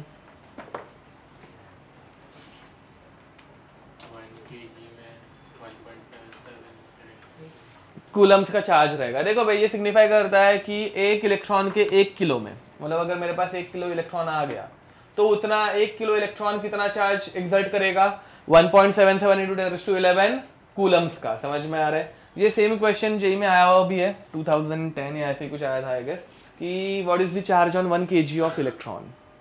समझ में आ रहा है? Charge on 1 kg of electron निकालना है, मतलब स्पेसिफिक चार्ज निकालना है। स्पेसिफिक चार्ज हम लोगों को क्या बताता है, हाँ इसको क्या बोलते हैं, तो इसे बोलते हैं specific charge, specific charge ratio which is QE by ME, मतलब Q बाई E, ठीक है। इसे बोला जाता है स्पेसिफिक चार्ज, जो कि अपने को 1 किलो का चार्ज बताता है, ठीक है, लिख दो। अब कैथोड रेज ये इलेक्ट्रॉन्स है, ये एक्सप्लेन करने का काम किया था हमारे जे थॉमसन ने, ठीक है। तो हेडिंग लिखेंगे जे थॉमसन।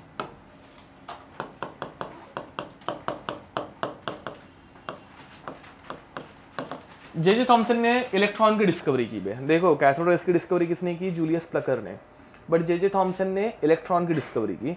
मतलब कैथोड रेज में इलेक्ट्रॉन है ये बताने का काम किया, ठीक है। वो कैसे किया, इन्होंने एक्सप्लेनेशन दिया कि भाई कैथोड रेज एक्चुअली प्रोड्यूस कैसे हो रहे हैं। ध्यान देंगे, कैथोड रेज में ऐसे 2 इलेक्ट्रोड्स हैं, मैंने थोड़े से इलेक्ट्रोड की साइज बड़ी कर ली, ठीक है। एंड इन इलेक्ट्रोड्स में के बीच में हम लोगों ने क्या भर के रखी है, गैस, बराबर। अब एक सिंपलेस्ट गैस ले लेते हैं, एक सिंपल सा एग्जांपल गैस का, जो कि है जिसके पास एक प्रोटॉन है और एक इलेक्ट्रॉन है। ये हाइपोथेटिकल सिनेरियो है, ठीक है, एक प्रोटॉन और एक इलेक्ट्रॉन। ये कौन सी गैस है बाय द वे, हाइड्रोजन, बराबर है क्या नहीं, ठीक है। हाइपोथेटिकल क्यों, बिकॉज हाइड्रोजन अकेला रहता है क्या, वो क्या रहता है, H2 रहता है ना वे, H अकेला नहीं रहता, तो इसलिए हाइपोथेटिकल है, बट समझने के लिए इजी गिरेगा ये, ठीक है। ओके, अब ये हाइड्रोजन एकदम सुखी था, सुखी था मतलब क्या, इसका इलेक्ट्रॉन इधर बना कर, ये हाइड्रोजन एकदम सिंपल से सुखी था, मतलब क्या, इसके पास एक प्रोटॉन है, एक इलेक्ट्रॉन है, दोनों के बीच में क्या है, अट्रैक्शन है, बराबर है कि नहीं। तो और ये इलेक्ट्रॉन कंटिन्यूसली गोल गोल गोल गोल घूम रहा है, इसको कोई डिस्टर्ब करने के लिए है क्या, नहीं, वो इलेक्ट्रॉन प्रोटॉन के साथ खुश है, प्रोटॉन इलेक्ट्रॉन के साथ खुश है, ठीक है। फिर बाद में हम लोगों ने इसमें पर्टर्बेशन लाया, डिस्टर्बेंस लाया। डिस्टर्बेंस क्या लाया, हम लोगों ने इसके आजू बाजू में बहुत हाई वोल्टेज प्रोड्यूस कर लिया, बहुत हाई वोल्टेज किया, और ये तरफ का इलेक्ट्रोड क्या बनाया मैंने, नेगेटिव। अरे ये कैथोड था, याद है क्या, ऊपर की डायग्राम थोड़ा सा ऐसे मतलब इलैबोरेट करके निकाल रहे हैं, ठीक है। एंड इस तरफ कौन सा चार्ज आया, पॉजिटिव। अब यहाँ का जो पॉजिटिव चार्ज है वो 10⁻⁴ वोल्ट का पॉजिटिव चार्ज है, याद है, बहुत भारी भरकम पॉजिटिव चार्ज है, ठीक है। अब देखो पहले ये प्रोटॉन इलेक्ट्रॉन के बीच में बहुत भारी भरकम अट्रैक्शन था, मस्त था एकदम, ठीक है। बट अभी हम लोगों ने बाहर की तरफ बहुत ज्यादा पॉजिटिव चार्ज लगा दिया, तो ये इलेक्ट्रॉन धीरे धीरे अभी किसकी तरफ अट्रैक्ट होना स्टार्ट होगा, देखो पहले ये प्रोटॉन की तरफ अट्रैक्टेड था, बट अभी धीरे धीरे यहाँ पे बहुत ज्यादा चार्ज है, तो ये कहाँ पे अट्रैक्ट होना स्टार्ट होगा ना, बराबर है कि नहीं। फिर बाद में ये प्रोटॉन इस इलेक्ट्रॉन को इजीली जाने देगा क्या, बट नहीं देगा, बराबर। ये फाइट मारता है बहुत ज्यादा, ठीक है, कि नहीं भाई तू मत जा, मैं हूं ना, बट हाँ सच्ची, बट ये इलेक्ट्रॉन को मतलब ये अभी प्रोटॉन का चार्ज जैसे ज्यादा लग रहा है क्या, नहीं, पहले जो मतलब बहुत अच्छा लग रहा था चार्ज प्रोटॉन का, वो अभी इस इलेक्ट्रॉन को अच्छा लग रहा नहीं है। इसको कहाँ पे चार्ज अच्छा लग रहा है, इस बाहर की तरफ वाला, समझ में आ रहा है। अब देखो भाई धीरे धीरे अगेन वापस ये स्टेप 1 सिंगल इसमें नहीं होती, मतलब वो इलेक्ट्रॉन फटाक से निकलता है क्या, नहीं, वो कैसे जाता है, धीरे धीरे ऐसे दूर होते जाता है, समझ में आ रहा है, थोड़ा और दूर चला गया, तुम लोग समझ पा रहे हो ये।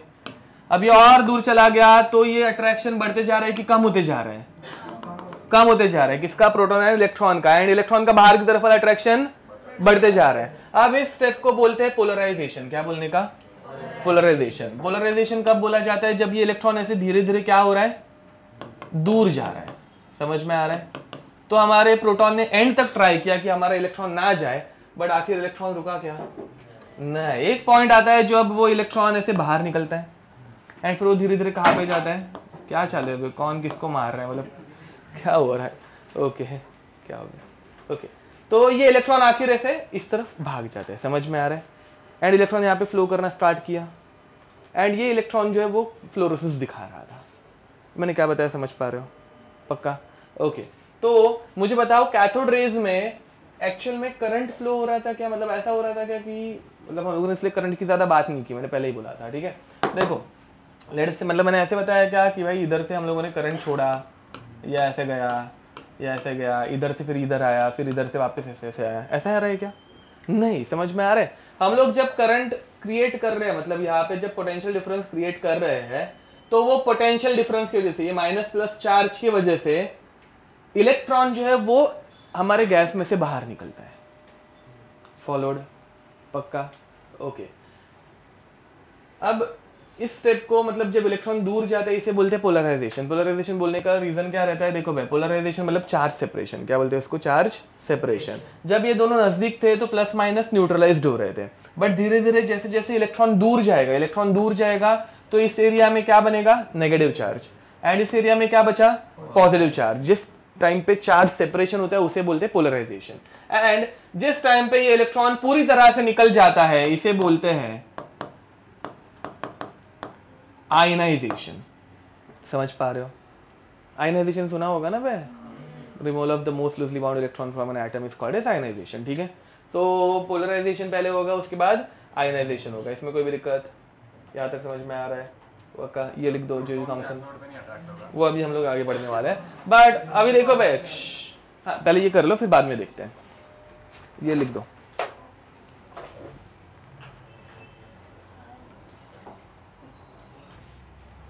ओके, तो देखो आयनाइजेशन, ये प्रोसेस, मतलब हमेशा हम लोग ऐसे बना तो नहीं पाएंगे, तो आयनाइजेशन इस प्रोसेस को दिखाने के लिए हम लोग कैसे लिखते हैं? अगर मेरे पास हाइड्रोजन गैस है तो ये हाइड्रोजन गैस में से आयनाइजेशन होने के बाद क्या बाहर निकलेगा? इलेक्ट्रॉन। इलेक्ट्रॉन बाहर निकला तो ये हाइड्रोजन गैस जो थी उसके ऊपर कौन सा चार्ज आएगा? पॉजिटिव। समझ में आ रहा है? अब अगर मैंने नाइट्रोजन गैस यूज कर ली से, अगेन भाई ये सब नाइट्रोजन ऐसे सिंगल नहीं रहता, ये N2 गैस रहती है। ठीक है, तो मतलब H2 रहेगी तो H2 प्लस बनता है और इलेक्ट्रॉन बाहर निकलता है। N2 गैस रहेगी तो N2 प्लस निकलता है और इलेक्ट्रॉन बाहर निकलता है। बट ये सब इस चैप्टर में अपने को पढ़ना नहीं है, ये पीरियोडिक टेबल या फिर अगले चैप्टर्स में पढ़ोगे। ठीक है, अभी के लिए हम लोगों को सिर्फ इतना अंडरस्टैंड करके लेना है कि क्या होता है। नाइट्रोजन में से भी जब आयनाइजेशन होगा तो क्या बाहर निकलेगा? इलेक्ट्रॉन बाहर निकलेगा, बराबर। एंड नाइट्रोजन के ऊपर कौन सा चार्ज आएगा? पॉजिटिव। अगर मैं ऑक्सीजन गैस यूज कर रहा हूं तो ऑक्सीजन में से भी क्या बाहर निकलेगा? इलेक्ट्रॉन बाहर निकलेगा। एंड यहाँ पे ऑक्सीजन गैस के ऊपर कौन सा चार्ज आएगा? पॉजिटिव। मुझे बताओ हमारे कैथोड रेज कौन है? H plus N plus O plus E। Electron क्या है? इलेक्ट्रॉन है, बराबर। तो ये इलेक्ट्रॉन जो रहते हैं वो हमारे कैथोड रेज रहता है। तो मुझे बताओ, तुम लोग गैस कोई भी यूज कर रहे हो, कैथोड रेज की प्रॉपर्टी सेम रहती है या चेंज हो जाती है? सेम रहती है, क्योंकि कोई भी गैस रहने दो, हर एक में क्या प्रेजेंट है? इलेक्ट्रॉन। समझ में आ रहा है? तो इसके नीचे लिख दो बे, कैथोड रेज में properties of cathode rays remains constant. Properties of cathode rays remains constant irrespective of the gas used in the cathode ray tube. Properties of cathode rays remains constant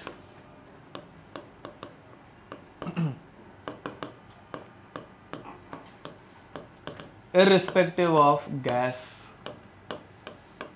used in CRT. ठीक है, cathode ray tube.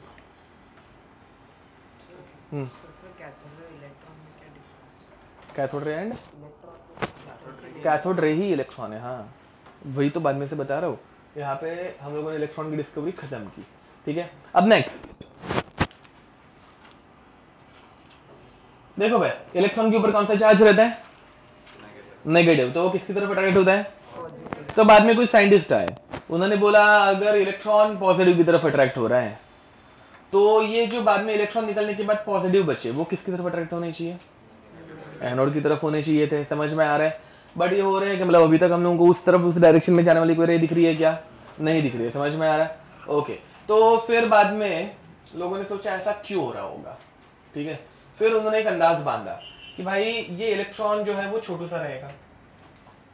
ठीक है, अब ये छोटा particle है, but ये जो पार्टिकल ये बहुत बड़ा है। समझ में आ रहा है? अब देखो छोटे पार्टिकल में बड़े पार्टिकल में चेंज क्या हो जाता है, मतलब डिफरेंस क्या आता है?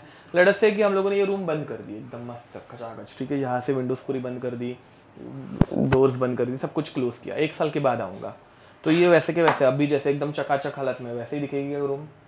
नहीं, कैसे दिखेगी? धूल रहेगी, बराबर है कि नहीं। तो ऐसे धूल मिट्टी रहेगी यहाँ पे, ऑब्वियसली पानी वानी बारिश का तो पानी भी आएगा ना, खिड़की से आता है, मतलब तुम लोगों का भी पता नहीं होगा शायद। हाँ खिड़की बंद तो की थी ना, तो वही तो कैसे आया था, वही तो सोचते रुको। कैसे आएगी सर? अरे आती है, नहीं पता तुझे? अरे यार तुम लोग क्यों मेरे को पढ़ाना डिफिकल्ट कर रहे हो यार। ये बोल रही इसने डब्बा टीवी नहीं देखी, तू बोल रहे धूल नहीं आएगी। अरे यार ओके हाँ तो ठीक है वैसे, बट धूल आएगी तू मानती है ना, बस देखा वो भी मान ली, तू नहीं मान रहा है। ओके अब अरे आती है मतलब हाँ पानी कैसा है? दूध है, पानी कैसा है? अरे जानबूझ के कर रहा है। अरे बारिश का सीजन आने दे, तुझे इधर ही बिठाऊंगा। अब तो आता है थोड़ा थोड़ा आता है, ऐसा कुछ नहीं। ये देखो अगर लड़े से कि इधर से ऐसे पानी आता है, तुम लोगों ने देखा है कि नहीं पता नहीं, अब इधर से होगा, बारिश सीजन शुरू होने दो, तुम लोगों को समझ में आ जाएगा। तो ऐसे उधर ओपन एरिया है, उधर से पानी आता है, हॉलवे में आता है। अब वो हॉल में से बह के पानी बहता है, पता है कैसे? ठीक है, वो ऐसे बहता है, पहले ऐसे इसमें से बाहर निकलेगा, क्या बोलता है, बाहर वाले डोर में से ऐसे नीचे गैप है ना, उसमें क्या पढ़ा रहा हूँ ना मैं। फिर बाद में वो इधर भी थोड़ी सी गैप रहती है, उधर से भी ऐसे अंदर आते हैं, फिर ऐसे अंदर घुस जाते हैं, समझ में आया? ठीक है, बाद में वो शायद से इवेपोरेट हो जाए, तुम लोग आओगे, बारिश का सीजन नहीं रहेगा, वो इवेपोरेट हो गया रहेगा, बट पानी भी मतलब आता है। ठीक है, वैसा धूल मिट्टी आती है। धूल मिट्टी क्यों आती है? अब वही तो मैं जो बोलने वाला था वो पहले कंप्लीट करता हूँ।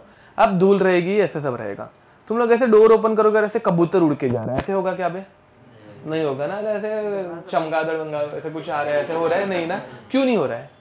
मतलब धूल आ रही है, इसका जो डाउट है, धूल आ रही है बट ऐसे कबूतर नहीं आ रहे, क्यों नहीं आ रहा है? हाँ ना बे, देखो कबूतर एक बड़ा पार्टिकल है ना, एंड धूल मिट्टी एक छोटे पार्टिकल है। धूल मिट्टी कैसे गैप में से घुस पाती है, समझ में आ रहा है? बट ऐसे कोई बर्ड आने की कोशिश करेगा तो आएगा क्या? इमेजिन करो ऐसे यहाँ से कबूतर आ रहा है, ऐसे उड़ते उड़ते आप आएगा क्या आर पार? मजा आ जाएगी। बट ठीक है, तो देखा तुम लोगों ने कभी ऐसे पंछी ऐसे अपटते हुए अपने घर भर में? होते ऐसे बहुत बार होते, येड़े रहते वो ऐसे। हाँ ठीक है, हाँ तो ऐसे किसी के पास बिल्ला रहेगा ना, बिल्ला कुत्ता वुत्ता, वो भी अपटते हैं ऐसे जाके, उनको समझ में नहीं आता कांच के सामने, बाद में पता चलता है, बचपन में नहीं समझ में आता, मजा आती है। तो अच्छी तो हाँ, बट स्टिल तो वो मतलब लेट्स से कि कोई बिल्ला भी ऐसे भाग के जा रहा है, ऐसे कांच के आर पार जा पाता है क्या? नहीं जा पाता। क्यों नहीं जा पाता? बड़ा पार्टिकल है। धूल मिट्टी के पार्टिकल्स बहुत, उसी मतलब बिल्ले के बाल मेरे घर पे है, मतलब मुझे पता है कितनी दिक्कत होती है। तो वो तो मतलब एक रूम से दूसरे रूम में घुस जाते हैं, कैसे जाता है? छोटे पार्टिकल है, क्रैक्स में से ऐसे फ्लो करते हैं, समझ में आ रहा है? ठीक है, तो वैसा ही अगर यहाँ पे देखा जाए तो इलेक्ट्रॉन आर पार जा पा रहा था, क्यों जा पा रहा था? छोटा पार्टिकल है, एटम्स के बीच में एकदम माइन्यूट गैप रहती है, इलेक्ट्रॉन तो एटम के कंपैरिजन में बहुत छोटू है, समझ में आ रहा है? तो एटम्स के आर पार इजीली जा पाता है। एटम्स के अंदर गैप रहना, वो मैंने जो बोला ना, वो स्टेटमेंट बाद में बताता हूँ क्या मीनिंग है उसका। ठीक है, उसी बदले ये पूरा का पूरा एटम आर पार जा पा रहा है क्या? नहीं। मैंने क्या बोला समझ में आ रहा है? ओके, तो एक नए साइंटिस्ट आए जिनका नाम था जूलियस ब्रदर नहीं, क्या बोलते, गोल्डस्टीन। ठीक है, अब ये कैसे मैं सिलेक्ट करूँ इसमें से? चलो ठीक है, एक नए साइंटिस्ट आए जिनका नाम था गोल्डस्टीन। ये सब कुछ सेम टू सेम है बे। क्या हुआ? ये गलत किया इसने मेरे साथ, छोड़ो पूरा ही लेते हैं। देखो बे, इसके बाद एक नए साइंटिस्ट आए जिनका नाम था गोल्डस्टीन, एंड जिन्होंने थोड़ा सा चेंज किया। ये पार्टिकल आर पार जा पा रहे हैं क्या? नहीं। ठीक है, लेट अस से कि मुझे ऐसे मतलब यहाँ से एक पंछी उड़ के आ रहा है, ठीक है, एंड उसको अंदर रूम के अंदर अलाउ करना है। मैं क्या करूँगा? खिड़की ओपन करूँगा। लेट अस से मुझे एक विंडो ओपन नहीं करनी, तो हम लोग विंडो में छेद कर सकते हैं जिसमें से वो पंछी ऐसे उड़ के आएगा। समझ में आ रहा है? क्या हुआ? अरे ऐसा कोई करता नहीं है रे बाबा, तू अज्यूम करना कि मैंने कर लिया ऐसे। ठीक है, ओके, तो अब वैसे ही मैंने यहाँ पे ध्यान दो, मतलब मैंने मतलब गोल्डस्टीन ने, ठीक है, क्या किया, ये जो यहाँ पे इलेक्ट्रोड है, ठीक है, इसमें ऐसे छोटे छोटे, यस, ठीक है, समझा? अब एक्चुअली देखो भाई, इसको परफोरेटेड इलेक्ट्रोड बोला। क्या बोला? परफोरेटेड। इसका मीनिंग क्या रहता है? छेद मतलब ऐसे छेद नहीं रहते, ठीक है।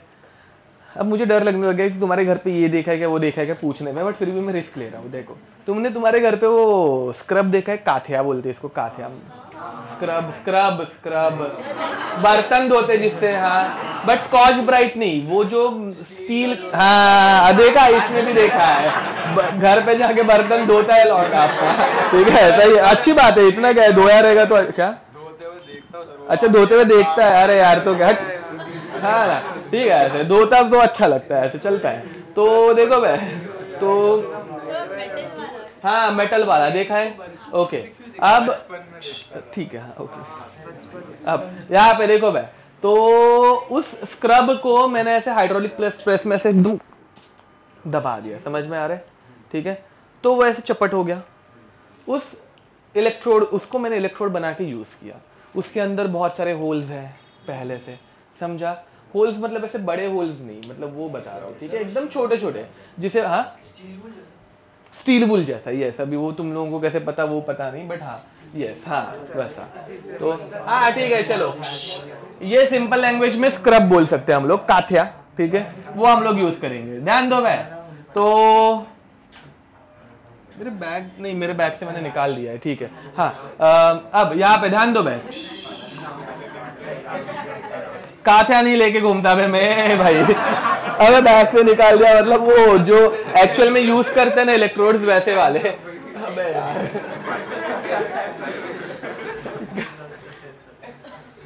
बस इधर से बाद में बांधी दो नहीं इधर जाता हूँ मैं।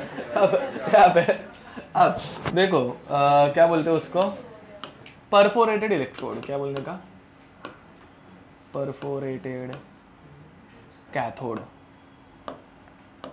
ये समझा, कैथोड को उन्होंने परफोरेशन ऐड कर दिया, मतलब छोटे छोटे होल्स ऐड कर दिए, ठीक है, एंड फिर बाद में तब जाके इधर दूसरी तरफ भी क्या दिखा,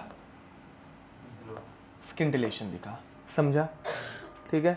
अब ये यहाँ पे स्किंटिलेशन आ रहा है, मतलब ये किस डायरेक्शन से आ रहा है, एनोड के, तो इसको क्या बोलने का, हाँ अरे बोलो क्या बोलने का, एनोड रेस, तो इसको इन्होंने नाम दे दिया एनोड रेस, समझा, ओके। एनोड रेज ऐसे कैथोड की तरफ ट्रैवल करते हैं, कैथोड रेज एनोड की तरफ ट्रैवल करते हैं, नो डाउट। तो बस इतना करने से उनको एनोड रेज दिखी एंड प्रोटॉन डिस्कवर हो गया, ठीक है, समझा, ओके। तो प्रॉपर्टीज ऑफ एनोड रेज, हाँ ये डायग्राम ना फटफट, चलो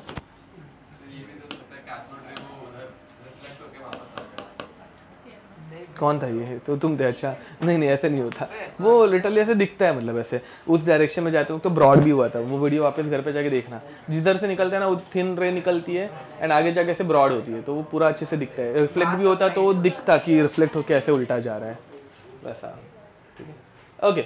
अब क्या बोल रहा हूँ मैं, हाँ हाँ मतलब क्या बताना है, अच्छा हाँ देखो, पहली बात तो एनोड रेज मतलब ये पॉजिटिव चार्ज, जैसे नेगेटिव चार्ज इस तरफ भाग रहा है, जे थॉमसन ने बताया, तो नेगेटिव चार्ज निकलने के बाद एटम्स के अंदर कुछ पॉजिटिव चार्ज बचता है, तो कुछ साइंटिस्ट ने बोला ये जो बचा हुआ पॉजिटिव चार्ज, इस डायग्राम में इलेक्ट्रॉन निकलने के बाद ये प्लस बचा ना, तो वो क्यों नहीं नेगेटिव की तरफ जा रहा है, समझा। तो उसका एक सिंपल मतलब एक्सप्लेनेशन एक साइंटिस्ट ने बोला कि बड़ी साइज है, जा नहीं पा रहा है, तो उन्होंने क्या सोचा कि एक काम करते हैं, ऐसे परफोरेशन ऐड कर देते हैं ताकि ये बड़े पार्टिकल उन होल्स में से बाहर निकलता है, ओके। तो उधर से हम लोगों ने डिस्कवर कर लिए एनोड रेज।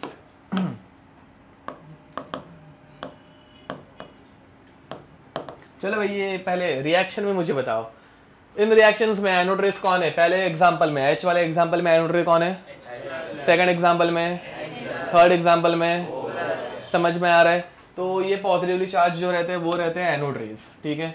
अब ये एनोड रेज जो है वो गैस चेंज करने के बाद सेम रह रही है कि चेंज हो रही है, चेंज हो रही है, तो what is the basic difference between cathode ray and anode रे, तो प्रॉपर्टीज ऑफ एनोड रे changes with the gas used in cathode ray tube, समझा, ओके। तो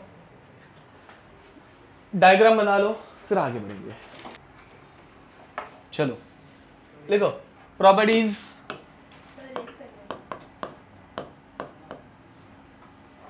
थोड़ी सी स्पेस छोड़ दो ना, ये खत्म कर देते हैं लिख कर at least. Properties anode rays have same properties, anode rays have same properties like cathode rays. Anode rays have same properties like cathode rays. तो कुछ भी फर्क नहीं है, दोनों सेम टू सेम रहते हैं, ठीक है। तो जो भी हम लोगों ने पॉइंट नंबर 1 से 5 या जो 6 तक लिखा था वो सारी प्रॉपर्टीज इनको भी अप्लाइड होती है, ठीक है। बट एक चेंज आ रहा है, point number 2, mass of anode rays changes. Mass of anode rays changes with the gas used in CRT, with the gas used in tube, ठीक है, with the gas used in the tube, ठीक है। Next, point number 3, anode rays moves towards negative charge. Anode rays moves towards negative charge, and hence they possess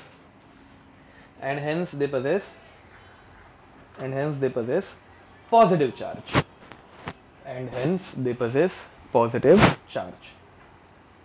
ठीक है। तो हम लोगों ने इलेक्ट्रॉन की जैसे प्रॉपर्टीज लिखी थी, वैसे एनोड रेस के लिए फिक्स प्रॉपर्टी नहीं मिल पाई, क्योंकि एनोड रे अगर मैं हाइड्रोजन गैस यूज कर रहा हूँ तो H+ है, नाइट्रोजन गैस यूज कर रहा हूँ तो N+ है, एंड ऑक्सीजन यूज कर रहा हूँ तो O+ है, ठीक है। तो हम लोगों ने सोचा कि भाई एटलीस्ट सबसे छोटी एनोड रे, उसकी तो प्रॉपर्टीज निकाल रहे थे, सबसे छोटी एनोड रेस कौन सी रहेगी, हाइड्रोजन H+ बराबर। एंड H+ का एग्जाम्पल लेने का रीजन बाद में अपने को रियलाइज भी हुआ कि भाई हाइड्रोजन में सिर्फ एक ही इलेक्ट्रॉन है एंड सिर्फ एक ही प्रोटॉन है, समझ में आ रहा है। तो अपने को हाइड्रोजन की प्रॉपर्टीज से, मतलब H+ की प्रॉपर्टीज से प्रोटॉन की प्रॉपर्टीज पता चलती है, समझ में आ रहा है क्या। देखो हाइड्रोजन में से इलेक्ट्रॉन निकल गया तो क्या बचता है, सिर्फ प्रोटॉन। तो H+ is nothing but proton, ये समझे, ठीक है। तो next, properties of smallest anode रे, properties of smallest anode rays, and it is nothing but proton, ठीक है, प्रोटॉन की प्रॉपर्टीज, ठीक है। स्मॉलेस्ट एनोड रेज प्रोटॉन, उसकी प्रॉपर्टीज देखो भाई। पहला मास ऑफ प्रोटॉन किसी को याद है क्या, 1.67 into 10⁻⁻24 kg, ठीक है। Charge of proton same as electron 1.6 into 10⁻⁻19 coulombs, ठीक है। एंड स्पेसिफिक चार्ज क्या रहता है, Q/m, स्पेसिफिक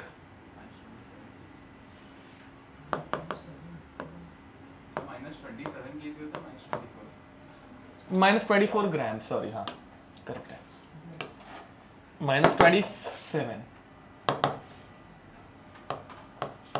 ओके, तो स्पेसिफिक चार्ज Qp/mp, ठीक है, 1.6 into 10⁻⁻19 अपॉन 5/3 into 10⁻⁻27। याद है ये हम लोगों ने डिसाइड किया था 5/3 लेंगे, इजी होता है।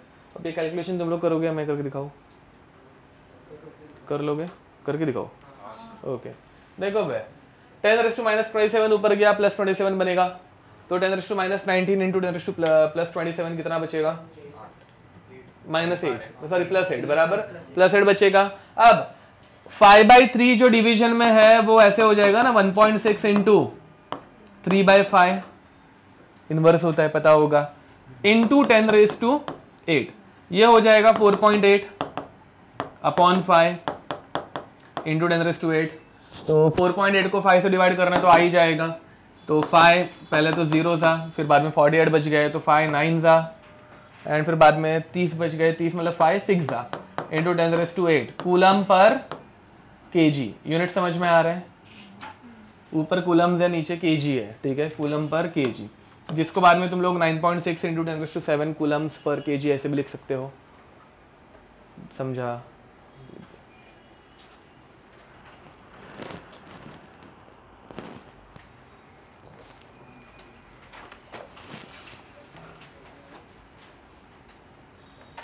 हाँ, बाय द वे इलेक्ट्रॉन 1859 में ना आई गेस डिस्कवर हुआ था। एनोड रेज, भाई हम लोगों ने हेडिंग लिखी नहीं, हाँ एनोड रेज, ठीक है।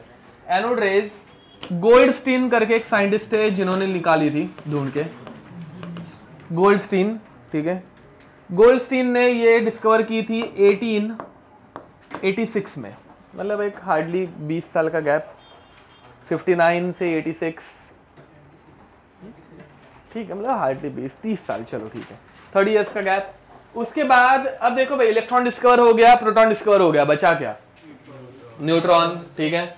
अब न्यूट्रॉन जो है ना वो चैडविक करके एक साइंटिस्ट थे, उन्होंने डिस्कवर किया था, ठीक है, न्यूट्रॉन।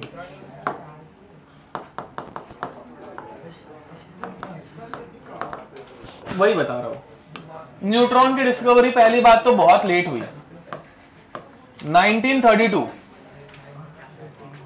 ठीक है, हाँ 1932 में, मतलब 86 से 32 ऑलमोस्ट 50 साल का गैप आ गया, बराबर। तो 50 साल तक अपने को आइडिया थी क्या न्यूट्रॉन नाम की चीज भी रहती है? नहीं, अपने को इतना थोड़ा बहुत हिंट तो लग गया था कि यार कुछ तो गड़बड़ है कैलकुलेशंस में, मतलब ना 50 साल तक हम लोग कैलकुलेशन कर रहे हैं, सब में मतलब न्यूट्रॉन का मास तो ऐड हो रहा है अपने आप, मतलब एटम का मास तो अलग है ना, बट चार्ज अपने को इजीली पता चल रहेगा सब में, मतलब बहुत सारी गड़बड़ हो रही थी, ठीक है। बट हम लोगों को ये पता नहीं था कि उसमें और कुछ तो जो है वो क्या है, ठीक है, या फिर उसका प्रूफ नहीं था। बट 50 साल तक साइंटिस्ट ऐसे ही कंटिन्यूसली गलती करते रहे, ऐसा नहीं है, हर टाइम पे मतलब जब कभी गलती होती है कैलकुलेशन में तो कुछ तो आगे जाके इफेक्ट होता है ना, जो गड़बड़ लगता है, ठीक है। तो आइडिया तो लग गई थी लोगों को कि कुछ तो होना चाहिए, बट क्या है कैसा है वो पता नहीं था, ठीक है। फिर बाद में एक दिन है 1932 में चैडविक, ठीक है, चैडविक के पास एक नई ऐसे एकदम अल्फा रे की गन आ गई थी, ठीक है, हाँ। अब साइंटिस्ट उस टाइम पे जब न्यूक्लियर एक्टिविटीज डिस्कवर हो गए तो क्या कर रहे थे, मतलब न्यूक्लियर कंपाउंड्स में से जो भी रेज बाहर निकल रही है, अलग अलग रेज निकलती है, alpha rays, beta rays and gamma rays, सुना होगा ना। तो क्या करते थे वो, एक एटम की गन लेते थे, गन मतलब क्या इतना कुछ रहता नहीं है, ऐसा एक छोटू सा ऐसे अरेंजमेंट रहता है, ऐसा एक बॉक्स के अंदर ऐसे तुम लोगों का न्यूक्लियर पार्टिकल पड़ा हुआ है, ठीक है, उसमें से कंटिन्यूसली एक तो न्यूक्लियर पार्टिकल लेटर से कि बीटा रेज पास कर रहे हैं या फिर अल्फा रेज पास कर रहे हैं या फिर गामा रेज, डिपेंड कर रहा है कि कौन सा पार्टिकल तुम लोगों ने यूज़ किया है, एंड उसमें से कंटिन्यूसली वो बाहर निकल रहे हैं, समझ में आ रहा है, ठीक है, ओके। तो ऐसा कुछ उन्होंने मतलब नया खरीदा था लेटर से, ठीक है। अब फिर बाद में ये पार्टिकल से जो रेज इमिट हो रही है वो अलग अलग एटम्स के ऊपर थ्रो कर रहे थे, फॉलोड, ठीक है। अब अलग अलग एटम्स के ऊपर थ्रो करते करते उन्होंने एक एटम लिया जो कि था बेरिलियम, ठीक है, उन्होंने लिथियम से स्टार्ट किया होगा लेटर से या फिर बोरॉन से किया होगा, कोई भी जो भी इजीली मिला रहेगा। जब उनके हाथ में बेरिलियम लगा तो बेरिलियम को उठाया, बेरिलियम का एटॉमिक नंबर रहता है 4, एटॉमिक मास रहता है 9, पता है ना, मैं मूल कॉन्सेप्ट पढ़ा है। इसके ऊपर उन्होंने कौन सी रेस पास की? अल्फा। कौन सी रेस पास की? Alpha rays are nothing but helium atoms, ये सुना है तुम लोगों ने। हीलियम एटम का एटॉमिक नंबर, एटॉमिक मास, ठीक है। हीलियम के अंदर ध्यान दो जरा थोड़ा सा, हीलियम के अंदर रहते हैं 2 इलेक्ट्रॉन, कितने इलेक्ट्रॉन रहते हैं? ये 2 इलेक्ट्रॉन में से एक इलेक्ट्रॉन निकाल दिया तो बनता है He+, समझ में आ रहा है। ये दोनों इलेक्ट्रॉन निकाल दिए तो बनता है He2+, इसे बोलते हैं अल्फा रेज, समझ में आ रहा है। इसे बोलते हैं doubly ionised helium atom which is nothing but alpha ray, ठीक है। अब इनको उन्होंने थ्रो किया, ठीक है, चार्ज से अपने कुछ लेना देना है नहीं वैसे। अब ये थ्रो करने के बाद इनको मिला कार्बन, क्या मिला? ठीक है, जो एटम मिला उनकी प्रॉपर्टीज उन्होंने चेक की तो पता चला कार्बन है, ठीक है। कार्बन का atomic number and atomic mass. अब न्यूक्लियर रिएक्शंस का एक सिंपल प्रिंसिपल तुम लोगों को स्कूल में पढ़ाया गया रहेगा, ये नीचे वाले नंबर्स के एडिशन सेम रहनी चाहिए उधर की तरफ, एंड ये ऊपर वाले नंबर के एडिशंस भी सेम रहनी चाहिए उधर की तरफ, बराबर है कि नहीं? ओके, अब नीचे वाले नंबर्स के एडिशन करो बे, 6 सेम है उधर, ऊपर वाले नंबर के एडिशन करो सेम है, 13 उधर सेम है, तो मतलब भाई यहाँ पे 6 से मतलब 13 से 12 बन रहा है, 13 से 12 बन रहा है, तो मतलब कुछ तो एक चीज और बाहर निकल रही है जिसका मास कितना है, बट फिर वो किसी भी डिटेक्टर के ऊपर या फिर किधर भी डिटेक्ट हो पा रही है क्या, स्किंटिलेशन दे पा रही है क्या, कुछ भी रिस्पॉन्स दे पा रही है क्या, तो मतलब कुछ तो बाहर निकल रहा है बट वो कुछ डिटेक्ट हो पा रहा, तो मतलब उसका चार्ज कितना है, तो उसका नाम क्या दे दिया, मैंने क्या बोला समझा, पक्का। ऐसे हो गए न्यूट्रॉन की डिस्कवरी, लिख दो बस, ये इतना ही है और कुछ नहीं, ठीक है।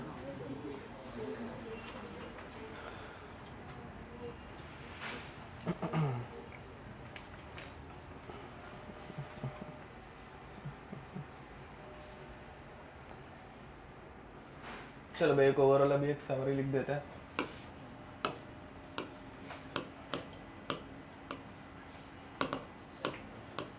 पार्टिकल्स, उसका मास, उसका चार्ज, उसका सिंबल एंड उसका इन्वेंटर मतलब डिस्कवरर। इन्वेंट करना एंड डिस्कवर करना डिफरेंस रहता है, पता है ना। अब पार्टिकल, पहला पार्टिकल कौन सा डिस्कवर हुआ था,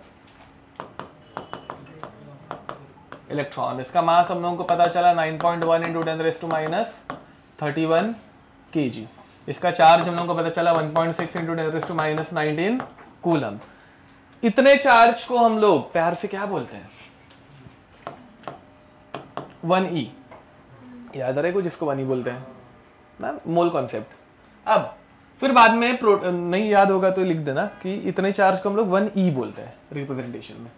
फिर बाद में प्रोटॉन, प्रोटॉन का मास 1.67 इंटू 10⁻27 kg।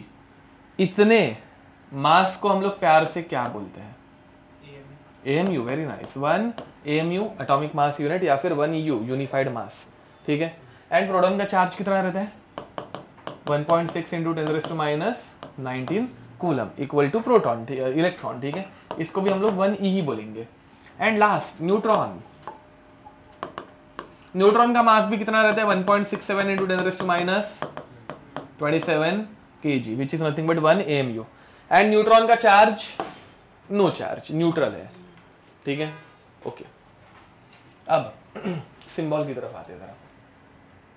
इलेक्ट्रॉन का सिंबल क्या रहता है हमें, E। इलेक्ट्रॉन का चार्ज क्या है -1e। ये 1 जो है ना वो एक्चुअली 1.6 इंटू 10⁻19 है, बट जिसको हम लोग 1e बोलते हैं इसलिए 1 -1, समझा, ठीक है। तुम लोगों ने बचपन में जो -1 इलेक्ट्रॉन का चार्ज लिखा था वो इतना रहता है। इसका मास देखो भाई, इन दोनों के मास में अगर देखेंगे इसका मास बहुत ज़्यादा है प्रोटॉन का, एंड इलेक्ट्रॉन का मास उसके कंपैरिजन में बहुत, तो उसको हम लोग नेग्लिजिबल मान लेते हैं।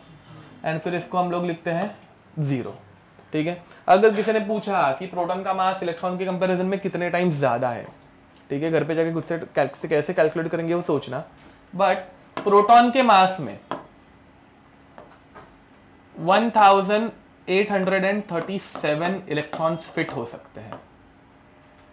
कैसे, घर पे जाके सोचना और निकालना, ये आंसर तुम लोगों को निकाल के आना है, ठीक है, कि इन 1 mass of proton how many electrons can be fitted, ठीक है, या फिर protons mass is how many times greater then mass of electron, ठीक है। इस क्वेश्चन को ऐसे फ्रेम किया जा सकता है, तो ये तुम लोग करके आओगे। बट फिर देखो ना भाई, मतलब एक प्रोटॉन के मास में ऑलमोस्ट 2000 इलेक्ट्रॉन्स फिट हो सकते हैं, मतलब इलेक्ट्रॉन का मास प्रोटॉन के कंपैरिजन में क्या है, नेग्लिजिबल है, ठीक है, ओके। नेक्स्ट न्यूट्रॉन, हाँ सॉरी प्रोटॉन, प्रोटॉन का सिंबल P, प्रोटॉन का चार्ज +1e एंड प्रोटॉन का मास 1 AMU। न्यूट्रॉन का चार्ज 0 एंड न्यूट्रॉन का मास 1, समझा। प्रोटॉन का डिस्कवरर, प्रोटॉन की डिस्कवरी किसने की, J.J. थॉमसन। किसने की, J.J. थॉमसन। प्रोटॉन की, प्रोटॉन का डिस्कवरर कौन था, गोल्डस्टेन। एंड न्यूट्रॉन के लिए चैडविक, ठीक है। बोलो, ये ऐसे वाले आते हैं। देखो भाई हम लोग फिजिकल केमिस्ट्री पढ़ रहे हैं, ज्यादा क्वेश्चन मैथमेटिकल आएंगे, ठीक है, जो भी ऐसे बीच बीच में लिख के दिया है ना, ये ढूंढ के लाओ एंड ऑल, ठीक है।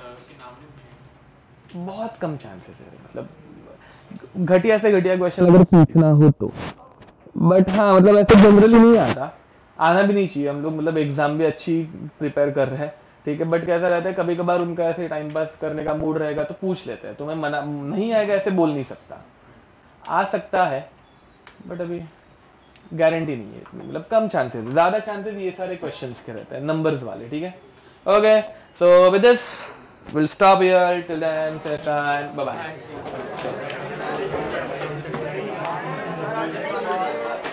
डेली मोल कॉन्सेप्ट के 10 क्वेश्चंस का होमवर्क दिया हुआ है, नेक्स्ट लेक्चर में 70 क्वेश्चन हो जाने चाहिए, ठीक है। और होमवर्क तुम लोग अलग बुक में करके आओगे। दूसरी बात, रुको रुको, कोई भी A B C D ऐसे नहीं करके आएगा, ठीक है। चाहिए तो डायरेक्ट जेई के क्वेश्चन सॉल्व करो, चाहिए तो डायरेक्ट है ना एक्सरसाइज के क्वेश्चन सॉल्व करो जहां पे डिफिकल्ट है। शुरुआत के डीपीपीज एंड ऑल में ऐसे ABCD वाले डायरेक्ट रहेंगे ना कि भाई 1 मोल मतलब हाउ मच, तो लिख के रखो यहाँ पे। मतलब तुम लोग फर्स्ट क्वेश्चन लिख रहे हो ना, तो अगर पूछा रहेगा 1 मोल कंटेंट्स हाउ मेनी आइटम्स, शुरुआत में ऐसे घटिया क्वेश्चन रहते हैं ना, तो एटलीस्ट मुझे दिखने के लिए कि भाई 1 मोल इज इक्वल टू 6.022 इतना लिख के फिर बाद में तुम लोग आंसर टिक करोगे। समझ में आ रहा है? सिर्फ ABCD अगर लिख के आएगा तो मतलब घर पे कॉल जाएगा कि होमवर्क बिल्कुल नहीं किया है, ठीक है। ओके, तो याद रखना